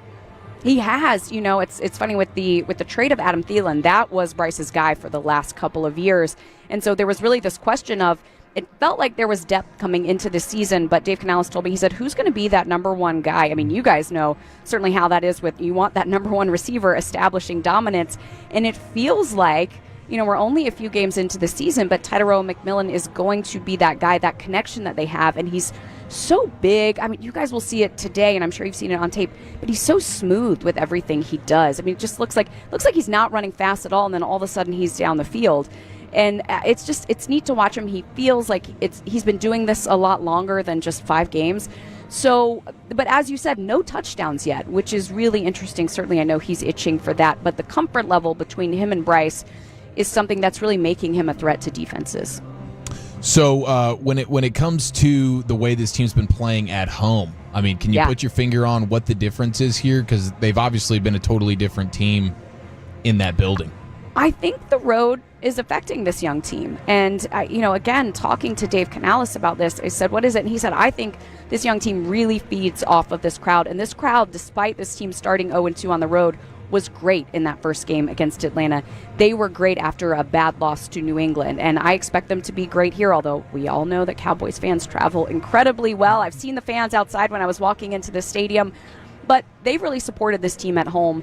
And Dave Canales talked to me again, what we went back to at the beginning is consistency. How can they take what they've done on the road? That's really the next challenge for this team. Well, Kristen, this has been a real treat for us. Thank you so much for giving us some time, and enjoy the game today. Yeah, thanks for having me, guys. Great talking to you. Likewise, there she goes. Carolina Panthers sideline reporter Kristen Baloney. We'll chop it up with Cowboys sideline reporter Christy Scales here in just a few minutes and get the scoop. Yeah, I know that morning. He was drafted by the Raiders. They signed him as a free agent. They didn't. Now you're kicking yourself. I'm kicking myself because I was sitting there thinking I know they got it, but yeah, that was a Raider pick. As soon as I said it, I went, damn it.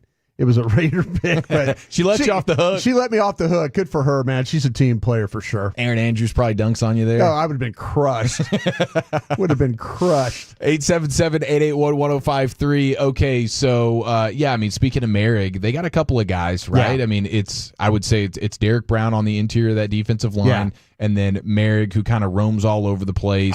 The ones I marked, I went Brown, Ashawn Robinson. I circled Patrick Jones as a pass rusher potentially, and then we mentioned Merrick, and then Horn were the guys that I kind of, when I was watching tape, those were the guys that I circled off my film watching. Okay.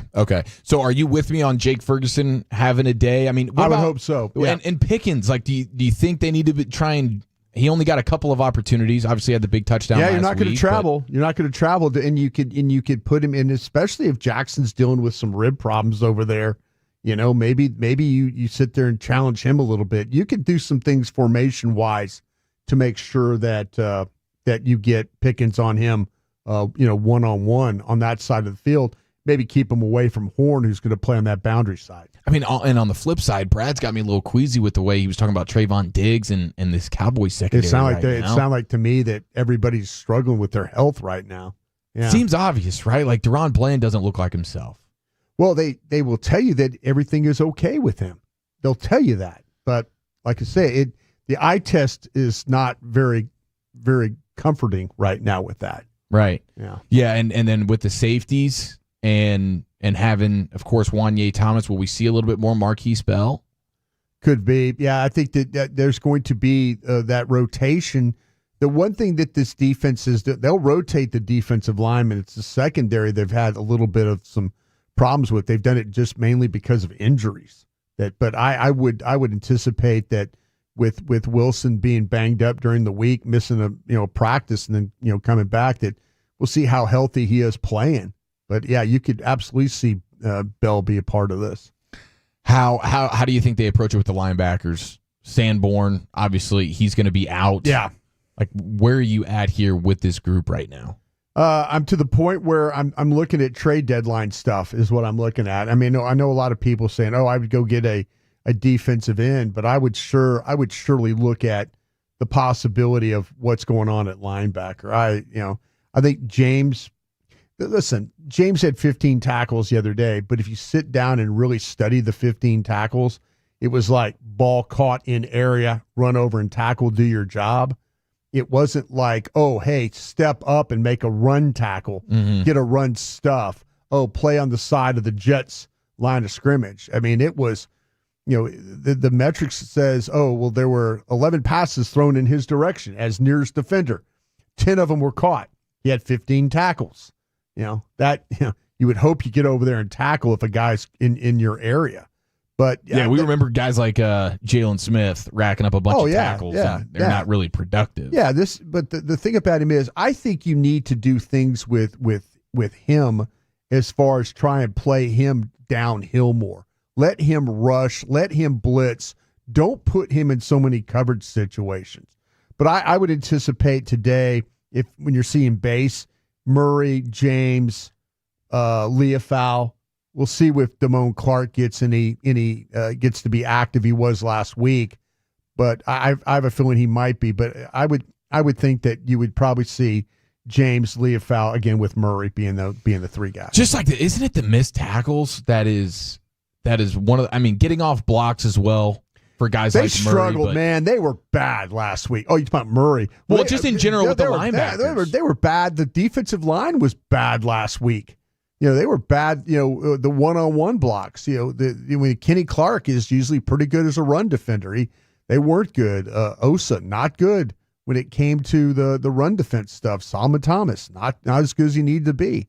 That's where if I'm Dave Canellis and the Panthers, I'm looking at that film and I'm saying, damn, I had some success running the ball last week. maybe try and do that again this week. So I think Dallas has got to be. I think they got to be ready up front. I think the front seven. I think if they play a guy down, they've got to be ready for that too. So you're looking at maybe making a move for a linebacker. Then that's what I'm hearing. I'm thinking about that. Yeah. How soon would you do it? Like, would you push this to the deadline and kind of wait and see, or would you get like Chris Young with Aroldis Chapman a few years ago? Where it's like, you know what, F this, we need somebody. I was to the point where I felt like that you got to prove to me that the team's good enough to make a trade.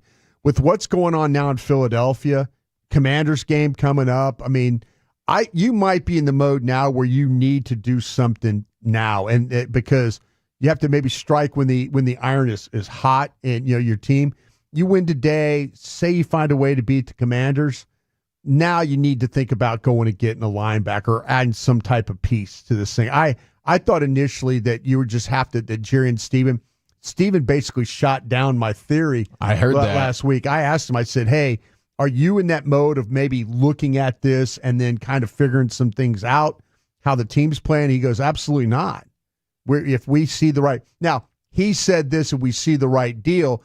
To me, it's if we see the right deal of somebody calling us. That's their MO. That's how they approach it. They don't want to pick up the phone and initiate. I would like to believe that they would find a way to be in that mode of going after somebody. But I'm looking at it right now, and I would hope that they would try and go make a move. They people are like, well, they need a running back right now. No, see what you got. See what you got with Blue. Yeah, they don't need a running back. No, everybody's like, oh, you're going to wear Williams out. And I mean, yeah, very well. We were like, we're not even halfway through the season, but I'm looking at this linebacker crew and I'm thinking like, I'm not too sure about this group as a whole. Have you been scouting out some guys to maybe go make a move for?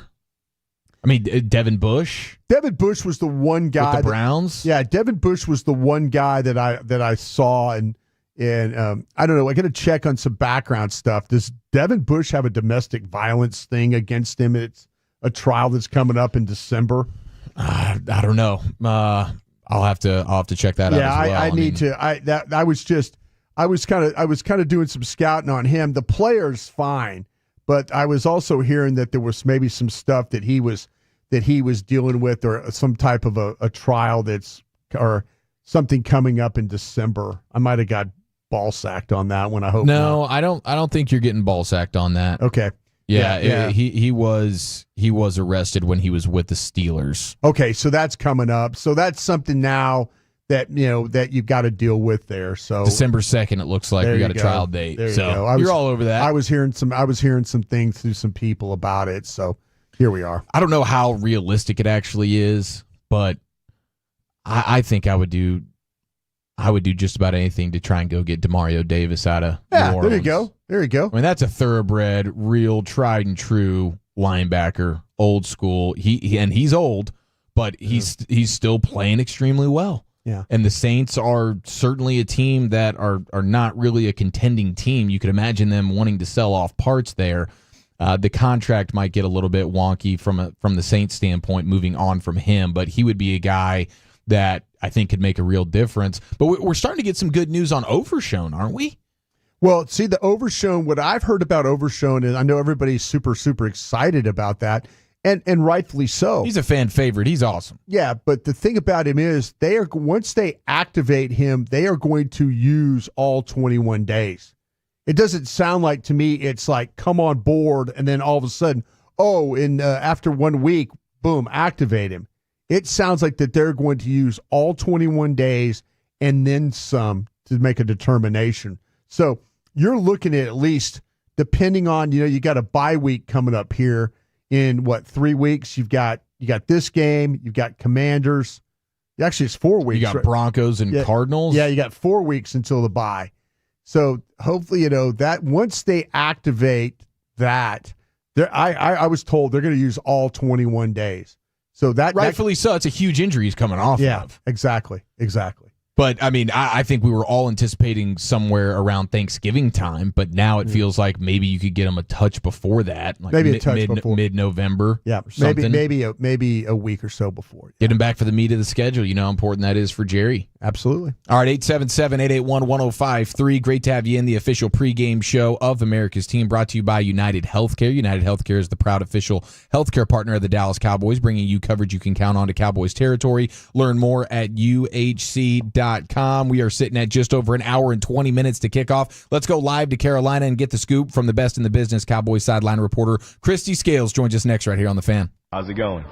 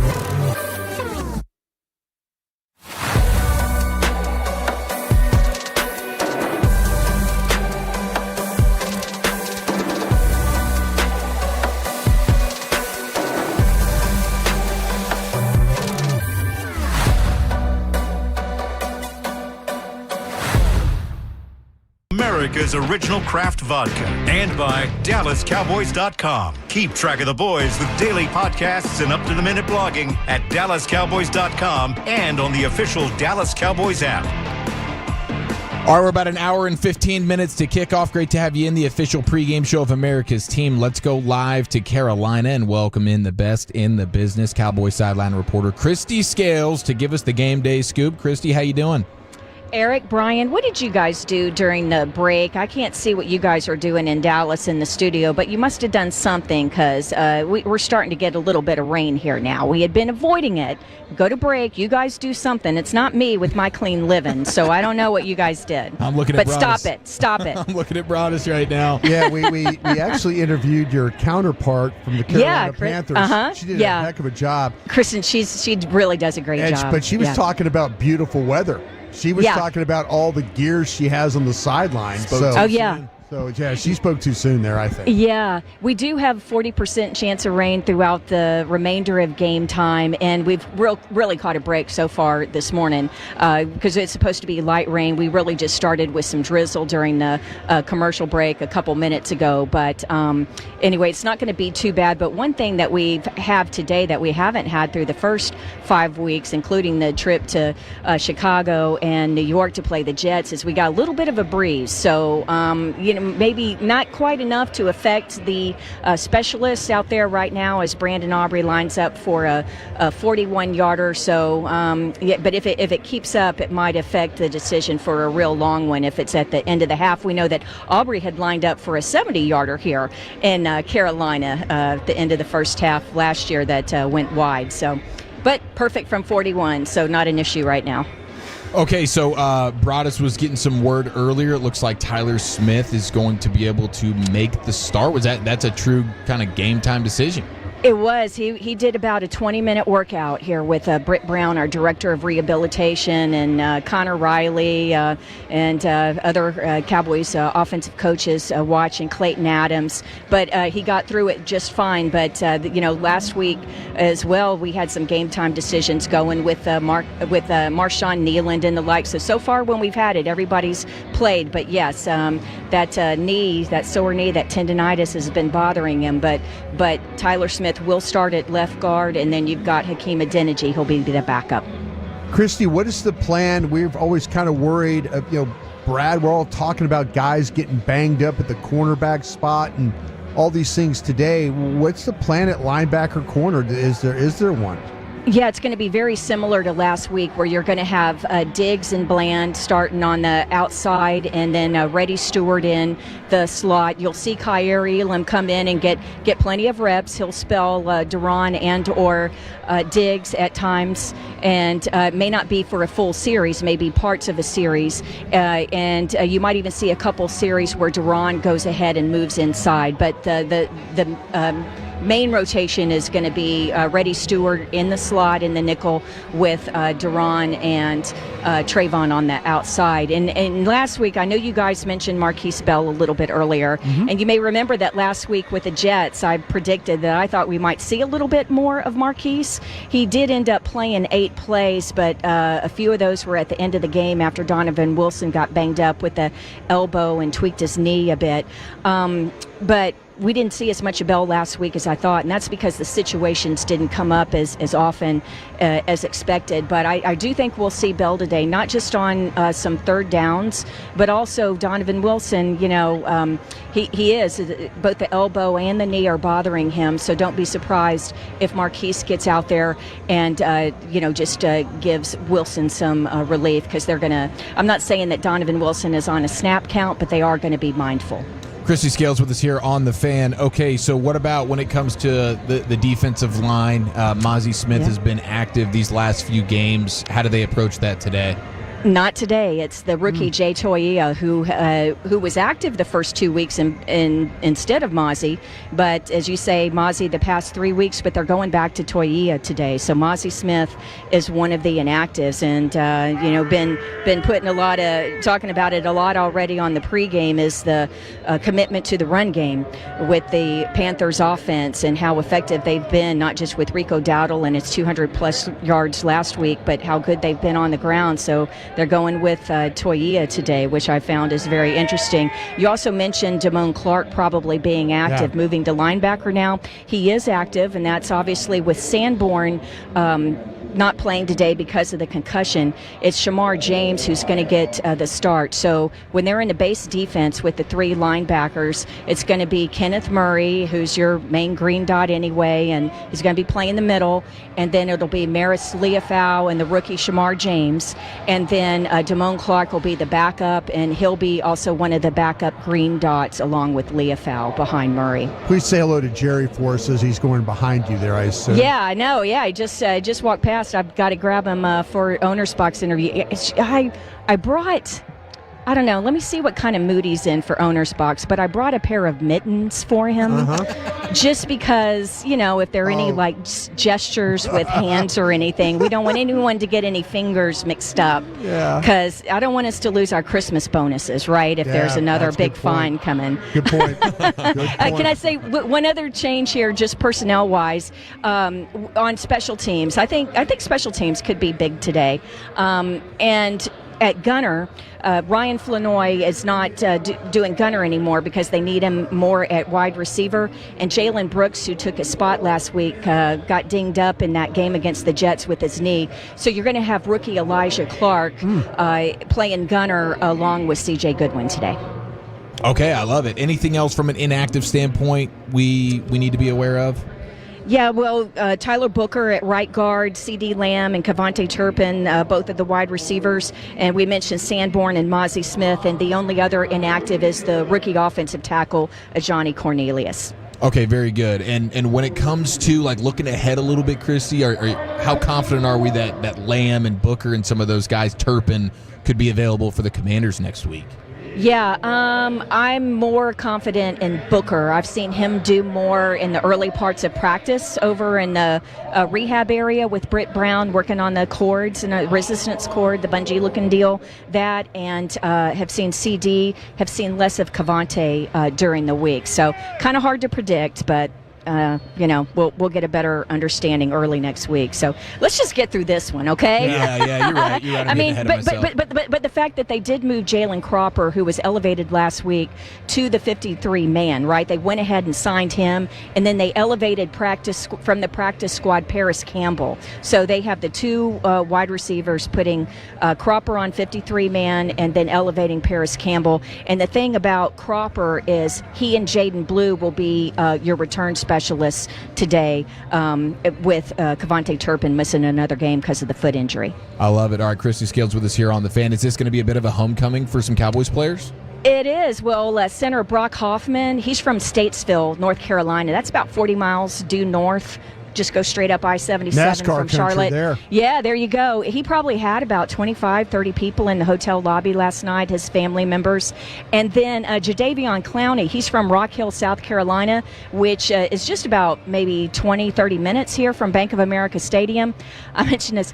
I talked to Jadeveon during the week because his mother worked something over 20 years, a job here in Charlotte. It may be like my second dream job after sideline reporter for the Cowboys, and that is she worked at the Frito-Lay factory here. Sponsor Frito-Lay. Yeah. Love she it. worked the Dorito machine. Oh, wow. She seriously worked the Dorito machine. And I asked Jadeveon, I said, is that really true? He's like, oh, yeah, for like over 20 years. We got Doritos every day. I said, man, I'd be covered in orange powder, like licking my hand like a cat, and oranger than President Trump, right? No, but whoa. anyway, so Jadeveon has some family here today. But anyway, if Brock Hoffman gets, he's always in a little face-to-face with guys. But if you hear the crowd really getting into it, it's probably all of his family members who are behind the bench here. Fantastic. And do you think the Rico Dowdle buckle up trash talk, did that resonate a little bit? Nah, well, I mean, actually, it's funny because Rico came over just in his early part of the warm-ups and was dapping up some guys on the sideline, but not that many just because it was so early that the defensive players weren't even really out here. But he came over and was mainly visiting with some of the staff because, that's close relationships when you're in place for 5 years. So it was good to see him, but I think Schottenheimer's right. It's like we're going to have our chin straps buckled and we'll have our seatbelts buckled. So, yeah, I think once the game kicks off, it's not going to mean anything. All right, well, we're looking forward to your conversation in the owner's box with Jerry Jones. We'll get your keys to the game coming up next hour. Christy, thanks for the time. Thank you, Eric. Thank you, Brian. Absolutely. There she goes. Best in the business, Cowboy sideline reporter Christy Scales. Look at her. She's in her bag today. She is. She's got a lot. She's got a lot going on. She's letting it fire today. She is not. Yeah. Shouldn't give much about it, right? Doesn't care much. No, not at all. That's a vet right there, and she's rocking and rolling. Okay, so all right, we got what we asked for. Toya in for Mozzie. Yeah, how about that? You willed that one to but yeah, they're probably going to need him a little bit more because of, I think, Carolina. We've talked about this a bunch this week. That Carolina running the football They are going to run. They're going to try football. They're going to try. That's the best way. That's the best way to keep that Cowboy offense, as we all know, off the field. The Cowboy offense has been outstanding, whether it's been their starters or their backups. And those guys they've done a pretty nice job. Going to need another big moment like a Hawaiian punch-out situation from Leah Fowl. Get that ball back, get things going. Bryce Young will turn the ball over on you a little bit as well, so let's be opportunistic defensively today. All right, we're just over 60 minutes to kickoff, and it's a loaded final hour. As always, head coach Bryan Schottenheimer. We'll hear from Jerry Jones, and, of course, more Super Bowl winning analysis from the great Bryan Broaddus. That's next right here on The Fan. Okay, quiz fans, what's one word to describe...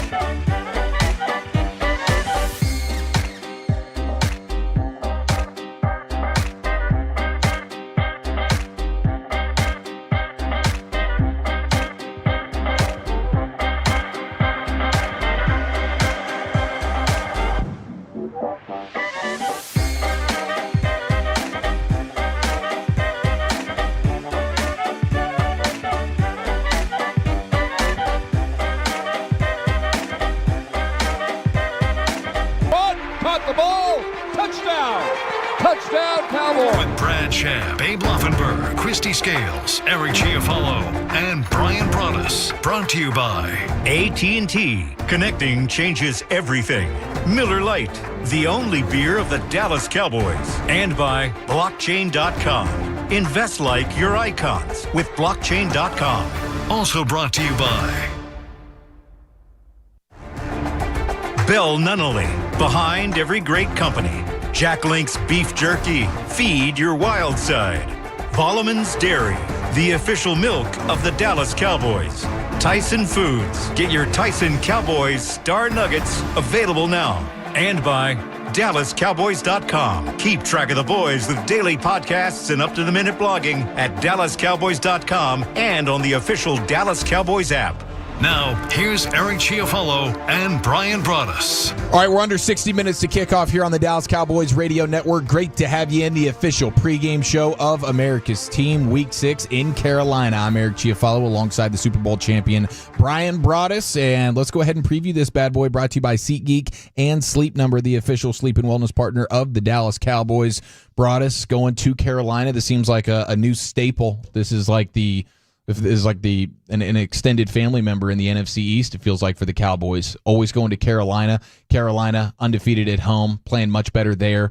But stopping this run today is going to be a huge factor. Yeah, I really do believe, Eric, and heck, we talk about these things all week, and you wonder what is the best path of victory for somebody, for a team that has struggled a little bit at quarterback.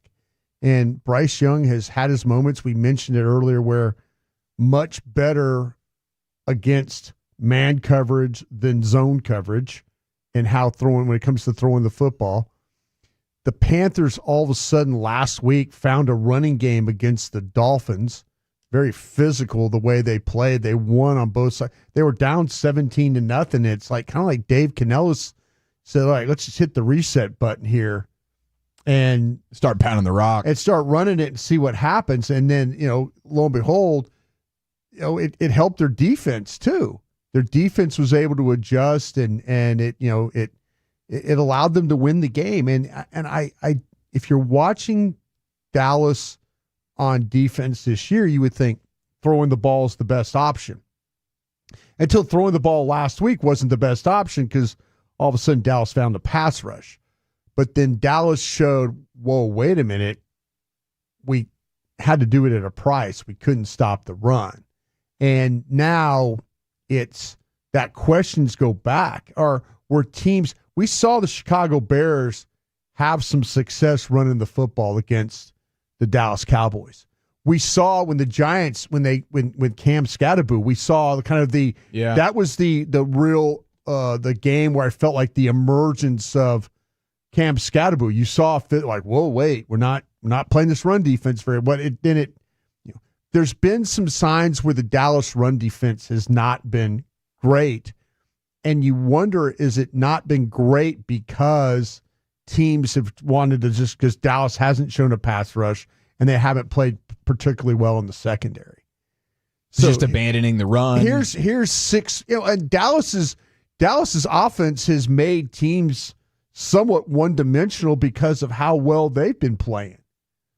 I don't know. I just don't know today. I have a feeling that Dave Canellis, the head coach, play caller for the Panthers, is going to try and run the football in this one initially, until either he gets taken out of it or Dallas just plays so well defensively that they can't get it done.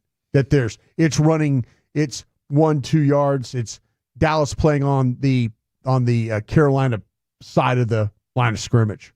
Yeah, I mean, Kenny Clark, Osa, Solomon Thomas, those guys got to step up in a way that they did not last week versus the Jets. You'll have Jay Toia, the rookie out of UCLA, in for Mozzie Smith. I think that's probably a good move here. And then we'll see how the linebackers play. That's obviously been a bit of a struggle bus here. No Sanborn, so you'll get more Shamar James. Of course, you'll have Kenneth Murray, Maris Leofau, and Damone Clark will be getting mixed in there a little bit. Marquise Bell probably going to get a little bit more run in the back end with Wanye Thomas.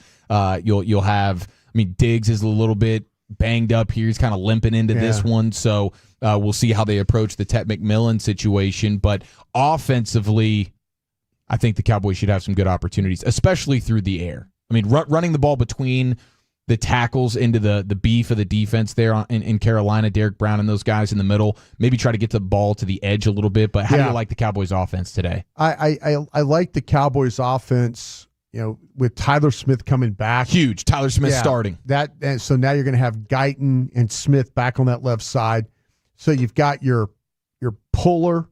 You got your puller at left tackle. You've got your puller and power guy at left guard. Bass has done a really nice job working with Steele. They've also done some things to kind of help Hoffman inside. When you go back and look at the metrics, there's a lot of double team going on helping Hoffman. It's the tackles that have been playing the 75 to 80% one-on-one in this game. Carolina has struggled rushing the passer. They just have. We'll see what they do in this game with Nick Scorton. He's been a guy, they've used him a little bit more, kind of a stand-up guy. We all kind of remember him from the draft, this past draft. Second-round pick.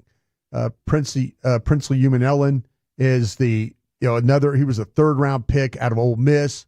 He was a drafted guy that they just haven't been able to get the pass rush. This team has a great history of pass rushers. They just don't have them right now like they have, like I said, in the past.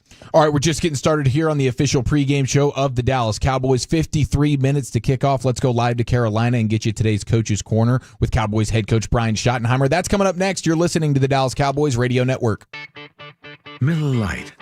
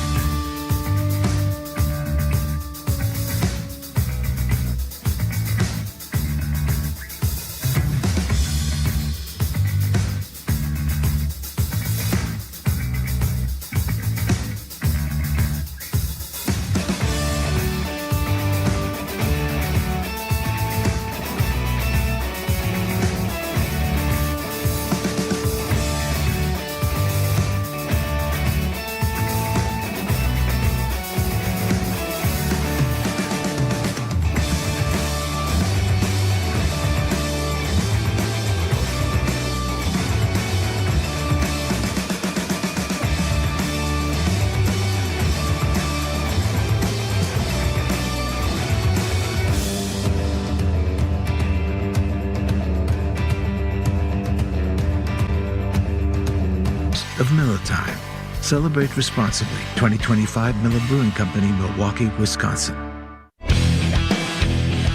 All right, we're just over 45 minutes to kick off here on your Cowboys pregame show. Let's go live to Carolina for today's Coach's Corner. It's the voice of the Cowboys, Brad Sham, standing by with Cowboys head coach Bryan Schottenheimer.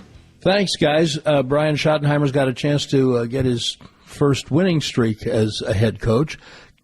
Definition of terms first. Can we agree last week was your best game so far?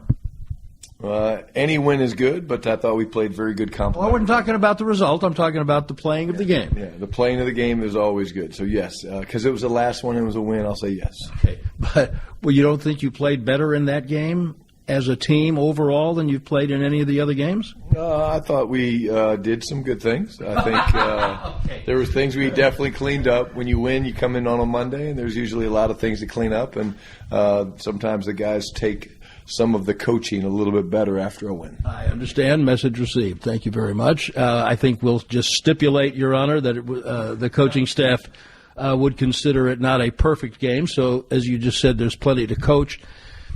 We have passed the quarter mark. We're actually closing in on a third of the season being done. Usually, teams get better as the season goes on, and especially teams with new staffs. Is your team measurably better than it was in game one? I think you're seeing us play with more confidence, Brad. I think, they're getting better. I mean, again, you're going to do things each week that you really like and things you want to correct, but I do think we're playing with more confidence. I love the way the defense came out last week and competed and really got after the passer. We got hurt a little bit in the run game on defense. We didn't run the ball very well last week at times. Javonte had the huge run right before the half. But in today's game, this is going to be a battle at the line of scrimmage, a battle in the trenches. This is the team we're playing that wants to run the football. They've got good backs, and the quarterback's athletic. And certainly that's our play style as well. We want to be able to run the football and be balanced. And I think that's where you'll see this game go. While you're running the football, Flournoy kind of announced himself last week, and that has to be done more than once for it to be more than a flash, but that was pretty good. Your quarterbacks, when I asked him, do you now have to kind of look for that guy? He said, no. That's the whole deal, is just go with the system. You, on the other hand, have said you call plays for players, not plays or like that. So what's your approach to a guy like that, big physical receiver who had a game like that going forward, presuming that your chief objective is to help him grow and continue to get better? Well, I think a couple things. Number one, I love Dak's answer because I think Dak is right. I call plays to get the ball to certain players. His job as the conductor is he's got to be the one that throws it to the first open receiver. And so I might be trying to get a ball to CD or I might be trying to get a ball to George, but if they're not open, then the ball should go to Ferguson or Flournoy. What I loved about Flo going into last week's game was the look on his face before the game, the confidence. He was ready. He wanted to compete. He wanted the ball. And, he had a tremendous game. But like you said, it's one game. He did get a game ball this past week for last week's game, and he's going to have to play well again today for us. He's doing more than catching the ball, right? I mean, there's a lot of little technical things that look like hand placement and things look really good, but he's blocked pretty well right along. Am I right? Yeah, very physical player in everything that he does. That's running routes, getting off press man-to-man, catching the football in traffic. But, yes, he's a very, very good blocker. He takes pride in it, and most of our receivers do. You said this week two things very pointedly that caught my ear. One is you consider yourself old school so you don't necessarily lose your job to an injury, and you better keep playing well when you come back from that injury because you've made it clear from day one you believe in competition. So how much of that is going on, especially as you get some players back, and other players have done pretty well filling in for them? Yeah, again, I think it starts with, number one, the compete everyday mindset. I think it then goes to having real conversations with your players. They need to understand whether you're the guy coming back from injury, maybe why the guy that played and stepped in is going to get a little bit more of an opportunity, or conversely, the guy that's now kind of not starting the game needs to understand why. I think that's part of it, but this is the ultimate team game, and you need all your guys, and it doesn't matter whether we're going into week 6, week 12, week 17, whatever it is. You're going to have look at our injury situation right now. Guys have had to step up, but it starts with the communication because of the chemistry and culture that we've built here. But you're still building the culture. Next man up is one thing, but what you have done, not just in the offensive line last week, right along with filling in, that's been pretty impressive. Have you been even mildly positively surprised by how well it's gone across the board? Yeah, I think so. I think anytime you look at what we've been able to do when you go into games, I say it all the time, and I don't like it, but injuries are part of the game. I think we've had our fair share of injuries, and again, we'll have to find a way to win again today with some guys that we usually count on not being up, and that's part of the game. But I am excited because in the terms you guys use sometimes in the media, there is help on the way, and we're getting healthier pretty fast. All right, appreciate it. Good luck. Have fun today. Thank you, Brad. All right, fellas, back to you. Thank you, Brad Sham. And today's Coach's Corner brought to you by Gillette, the official shave of the Dallas Cowboys. I love the way Shotty talks about Flournoy, man. He was awesome last week. He was. Starting to show a little bit of consistency here. Looking forward to seeing how he steps up once again today. They will certainly need him. You get the bonus of getting Guyton and Smith back on the offensive line. Yeah. Feeling good about this offense today, and I'm interested to see how much more they try to implement a little bit of Jaden Blue. Yeah, I think Dallas has done a really nice job being able to marry the run and the pass. They've been the balance has been really good. The balance was exceptionally good last week in this game and in the game against the Jets. And I kind of anticipate you'll see some of the similar stuff. Carolina, we've mentioned, doesn't rush the passer particularly well. They play 7 yards off in coverage. They give you free access in routes.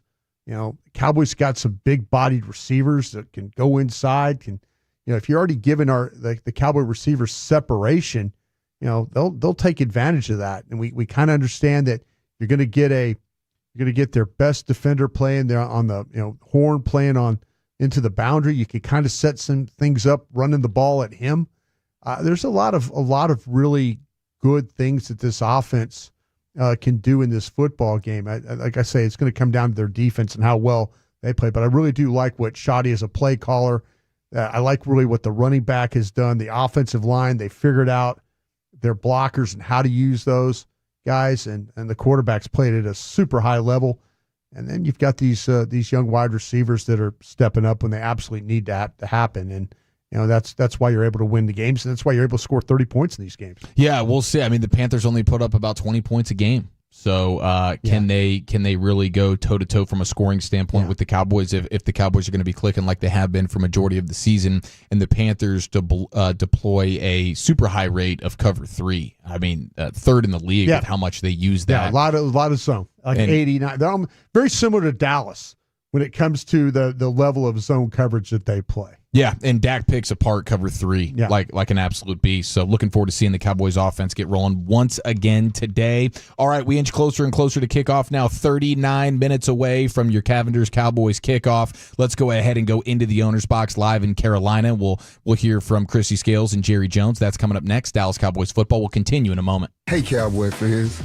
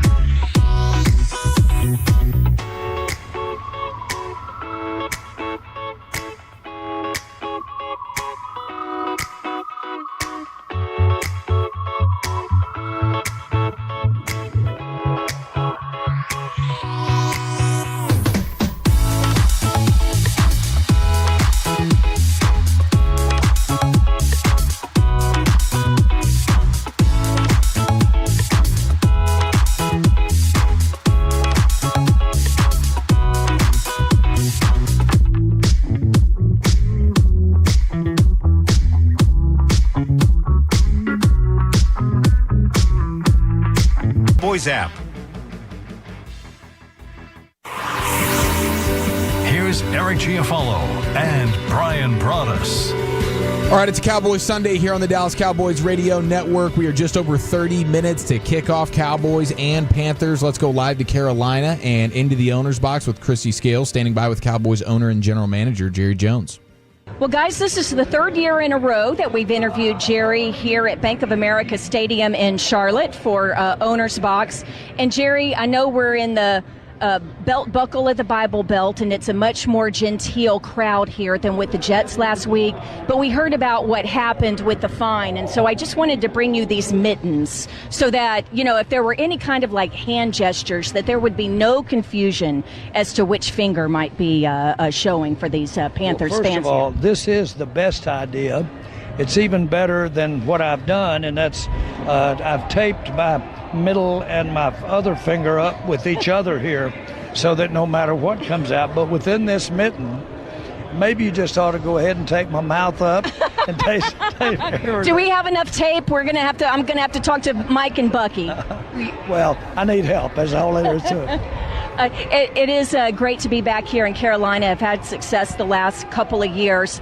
And what is it that you see with the defense? You're going against a young quarterback in Bryce Young, who's shown some growth after his first couple years, and it seems like you're getting healthier with your cornerback situation. But what do you see as the key today? Well, number one, they run the ball very well, and if they do, that will allow him to do what he does best, and that's throw on the run.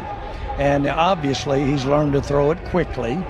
And so if they challenge us with their run game, then he'll use that same type look, play action, and then he'll step out and throw that ball. And he is an excellent thrower on the run.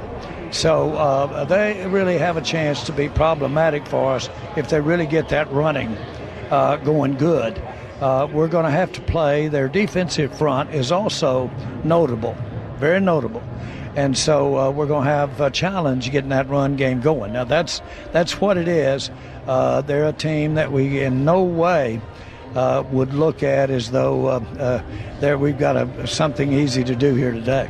With their run game, Carolina, Rico Dowdle with over 200 yards last week, a career day for Rico. When he said the Cowboys are going to have to buckle it up coming in here, that fire you up a little bit? I mean, what else is he going to say? But kind of fun. Well, I've been in here for the last hour. I can't even get our guys to come to the field. They're shaking so bad. When you made the decision in the offseason to go ahead and let Rico test free agency, he signs here in Carolina, and instead, of course, you went with Javonte Williams, and it's been a great move. But can you take us into the factors, the deciding factors that went into that decision? Well, we had our eye, of course, on Williams, but we also had it on Rico. We appreciate what a back Rico is, and had some really great days for us. He's outstanding. He's quick. He's explosive. He, frankly, is he's a dynamic runner. And so we knew all of that. They wanted him pretty good. In other words, he got a good payday. And so we made the conscious decision to basically go with Williams. And let's hope that as we see him on the same field here today, that we come out on a better end of it. We appreciate the visit so much. Thanks, Jerry. Hold on to those mittens for me now, okay? All right. That's the view from the owner's box as we continue counting down to Cowboys-Panthers kickoff here at Bank of America Stadium in Charlotte. Let's turn things back over to Eric and Bryan. All right. Thank you, Christy. Today's owner's box brought to you by Yeti, the official cooler of the Dallas Cowboys and the Dallas Cowboys cheerleaders. Christy just deep in her bag today, man. She's Christy, I tell you what, that's job security right there, right? Yeah, you go up to the owner, you're like, hey, here's some mittens. I know you got fined Broaddus's lake house, you know, that kind of thing. It'd be nice to be able to like do something like that, just write that check. No or, kidding, like man. Tell the league, like, hey, just take my $250,000 out of the several hundred million you're about to give me. Yeah. Won't even see it's gone. Yeah. Just confusing the thumb and the middle finger, man. It happens to the best of us. Yeah. All right, let's go ahead and get the Bryan Broaddus Zebra Report brought to you by Aero Exterminators, the official pest control provider of the Dallas Cowboys. Broaddus, what do we got? Yeah, we've got John Hussey as our official today. And well, now John Hussey in the past has been a guy that's kind of maybe he loses control of games sometimes. It'll get away from him. It will get away. Like, he will let some chippiness happen, and then he's a separate, and then it continues on, and then all of a sudden he starts throwing flags to make up for allowing the chippiness to be too much. So I've got to believe, though. Now, he is when it comes to so far through, going in here to week 6, his officiating, his crew have called the third least amount of penalties this year. So this is a change for John Hussey and his crew. But let me tell you what I think you need to pay attention with here. When John Hussey, it's his biggest call is offensive holding. What's interesting about John Hussey and offensive holding, 9 against the home team. He had 10 of these. 9 against the home team, 1 against the visitors. Oh wow! So that's a pretty big split. That's a big split. Of the 10 he's called, 9 against the home, 1 against the aways. Defensive pass interference is their next most called penalty. Illegal formation. Keep an eye on this one. This is lining up deep. Mm-hmm. This is you're too close to the line of scrimmage, or you're too far back, from the line of scrimmage, and we tackles and stuff like that. This has happened 3 times, believe it or not, against the home team, and only 1 time against the visitors. So, but Dallas has been called. Dallas has been called for some of these lining up too deep. But you got your starting tackles. You've got Guyton and you've got Steele. So you don't have to worry about something else going on there. Here's another one, though, delay of game. 3 of these have been called. All of them against the away team. That makes a lot of sense. Dak knows the stadium. He's played in the stadium before. He knows where the clocks are. Bryan Schottenheimer coaches, be mindful. Get him the calls. Let him make them. But delay a game, 3 against the aways and none against the homes. Neutral zone infraction and defensive holding kind of round out the top group. Boom. There it is. There's your Bryan Broaddus Zebra Report as we get you set for Cowboys and Panthers. Under 30 minutes to kick off. Let's go live to Carolina inside the booth with Babe Laughenberg. That's coming up next. You're listening to the Dallas Cowboys Radio Network.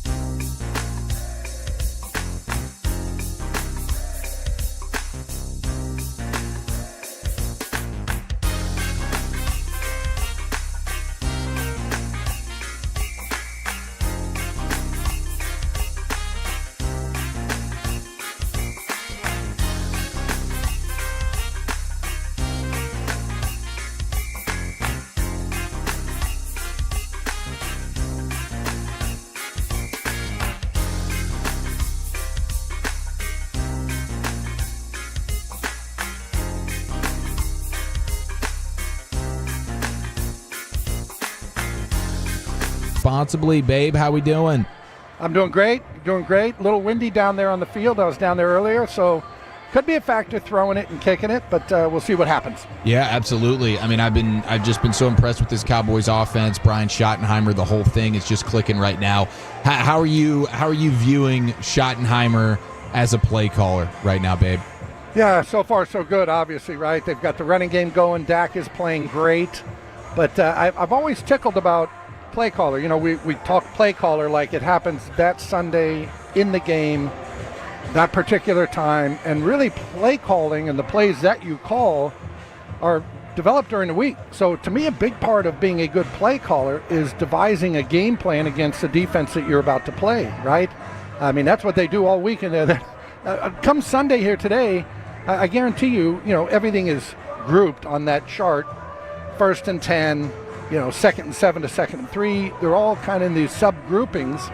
And you could get somebody to just go down and point to a play and say, hey, let's run that one. And about 80% of the time, you'd be okay with it. There are those times, though, where the play call is important. When it comes at the time of the game, it comes. But anyway, they've done a great job so far offensively, and obviously well documented the people that they've not had. Yeah, babe, what has Flournoy done offensively that's caught your eye, and how is he just they've looked like they've integrated him in a way that is clearly playing to his strength?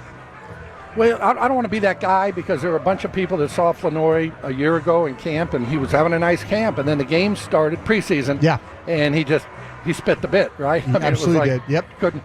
And then this past preseason, he might have had 1,000 yards in receptions if Joe Milton got him the ball.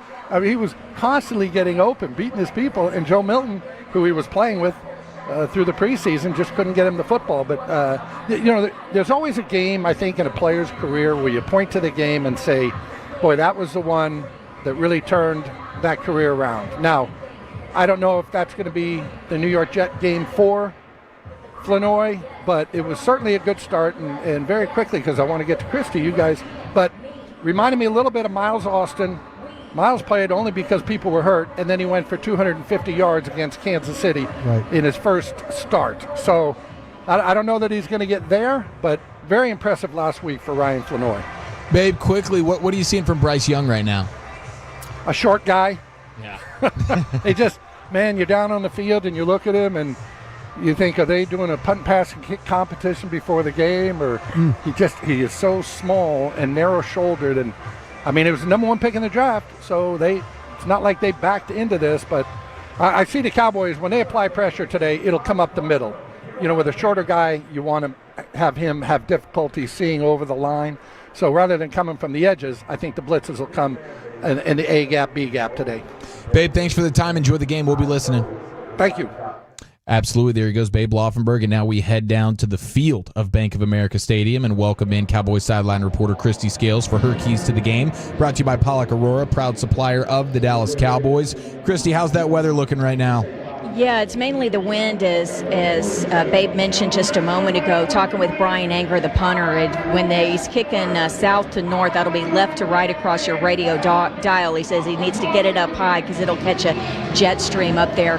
Dry for right now. We do have a 40% chance of rain, mainly in the second half for some light rain, but so far staying dry.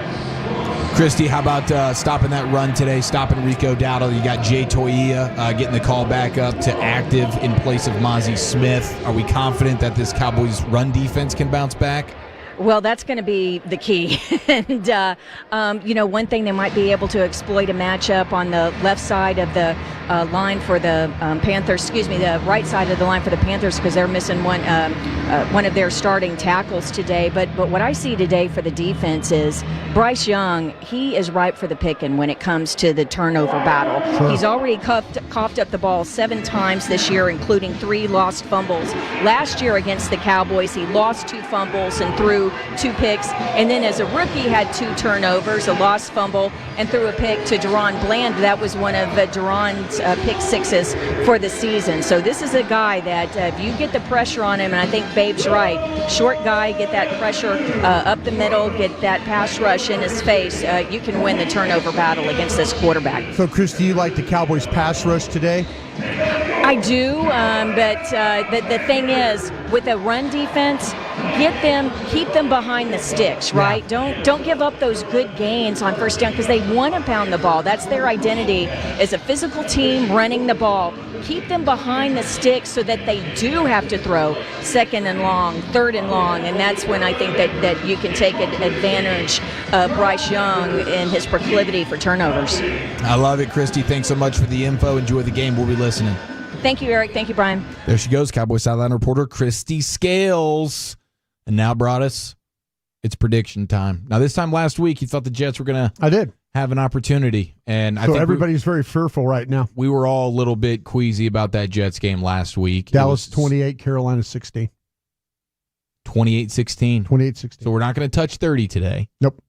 But we are going to get the win. I think so. And cover by a pretty good. I think both teams are going to try. I think this game's probably going to be shortened a little bit because of some of the running that's going to go on.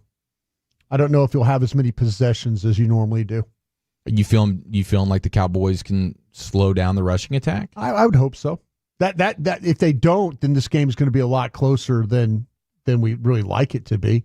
If they limit the Dallas offensive possessions and all of a sudden it turns into kicking field goals and things like that, then yeah, I mean, all of a sudden you have one like the Jets had a 7-minute drive and those kinds of things that shortens the game right there. That's probably a couple possessions. Yeah, I mean, you go back to that Bears game, third quarter where they rack off a bunch of plays and they run the ball like 11 straight times. Yeah. Can't be having that. Nope.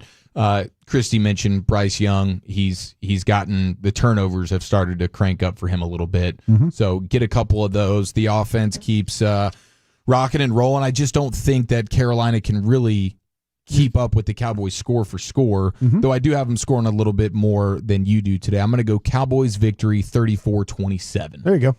And keep it moving. And then, I mean, just don't play with your food. Don't play with your food. That's the mantra. We started with 3 hours ago. Get through this one, and then we'll start worrying about the Commanders. Don't look ahead. Go ahead and handle business. Get it done, and take home the victory. All right, that'll do it for us today here on the pregame show. Walchuk and Broadus will have you for halftime and postgame. Kickoff is around the corner with Brad, Babe, and Christy. Dallas Cowboys football will continue in a moment. Football is a team sport. Every inch of gridiron gain, from the line of scrimmage to the painted end.